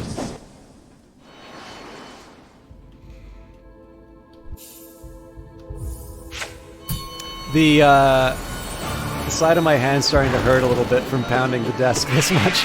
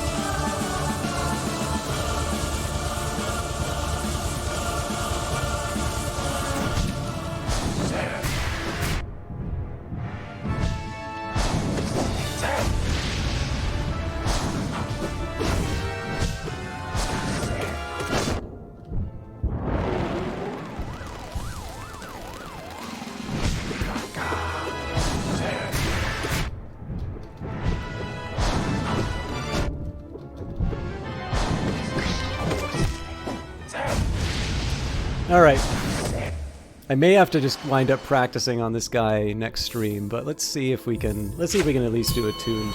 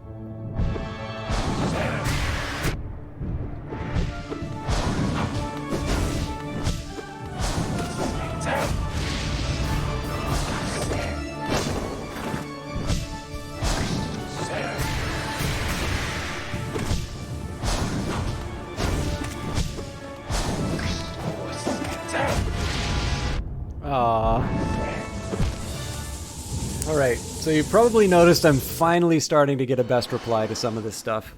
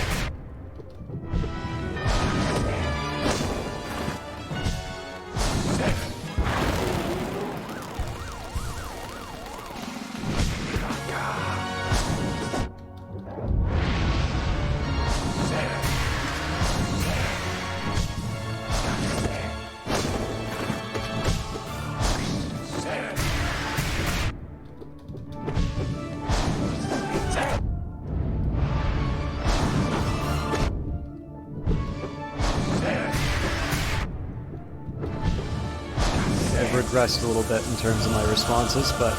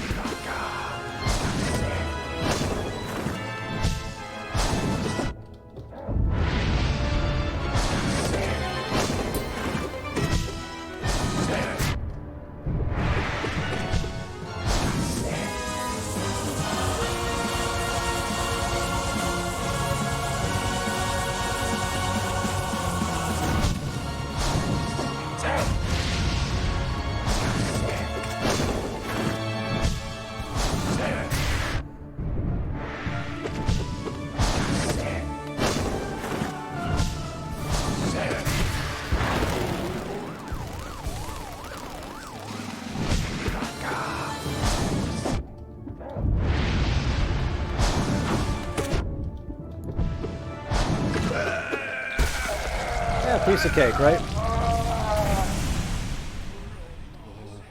And I'll never have to fight him again.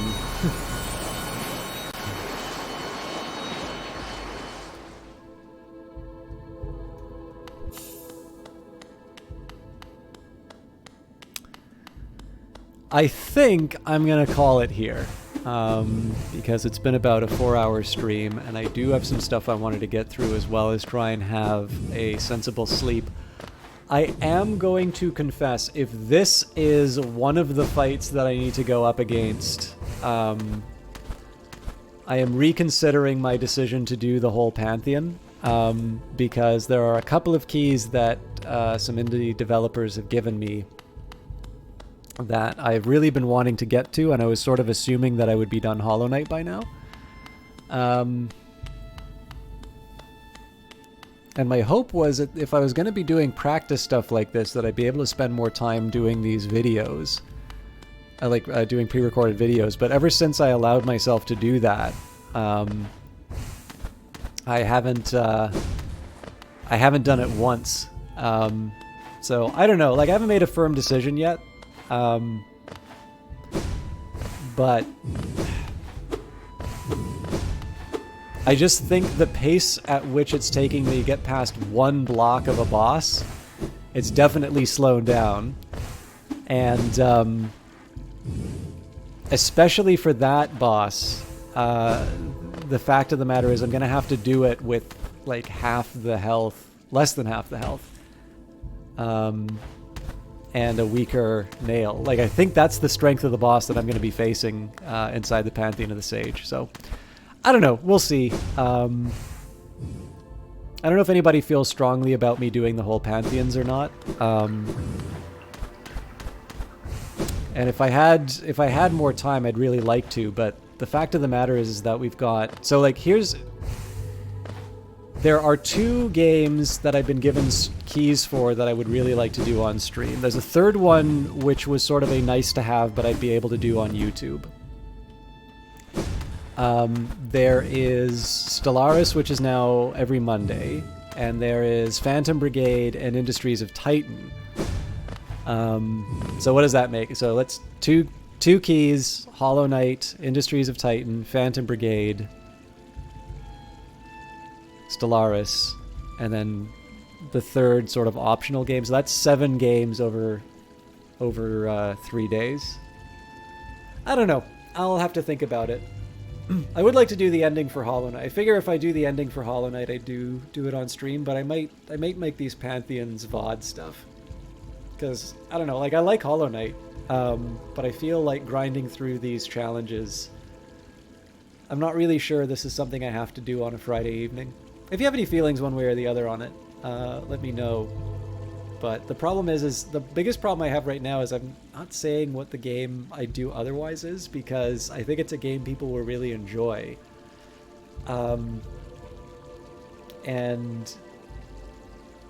I'm gonna wind up disappointing people one way or the other if I put something on the shelf. Anyways, that's a fun fight for sure. So I'll have a think about it. I'll see the best way I can handle all of this stuff. I am going to check my email. Okay, cool. And now I'm going to see who's online.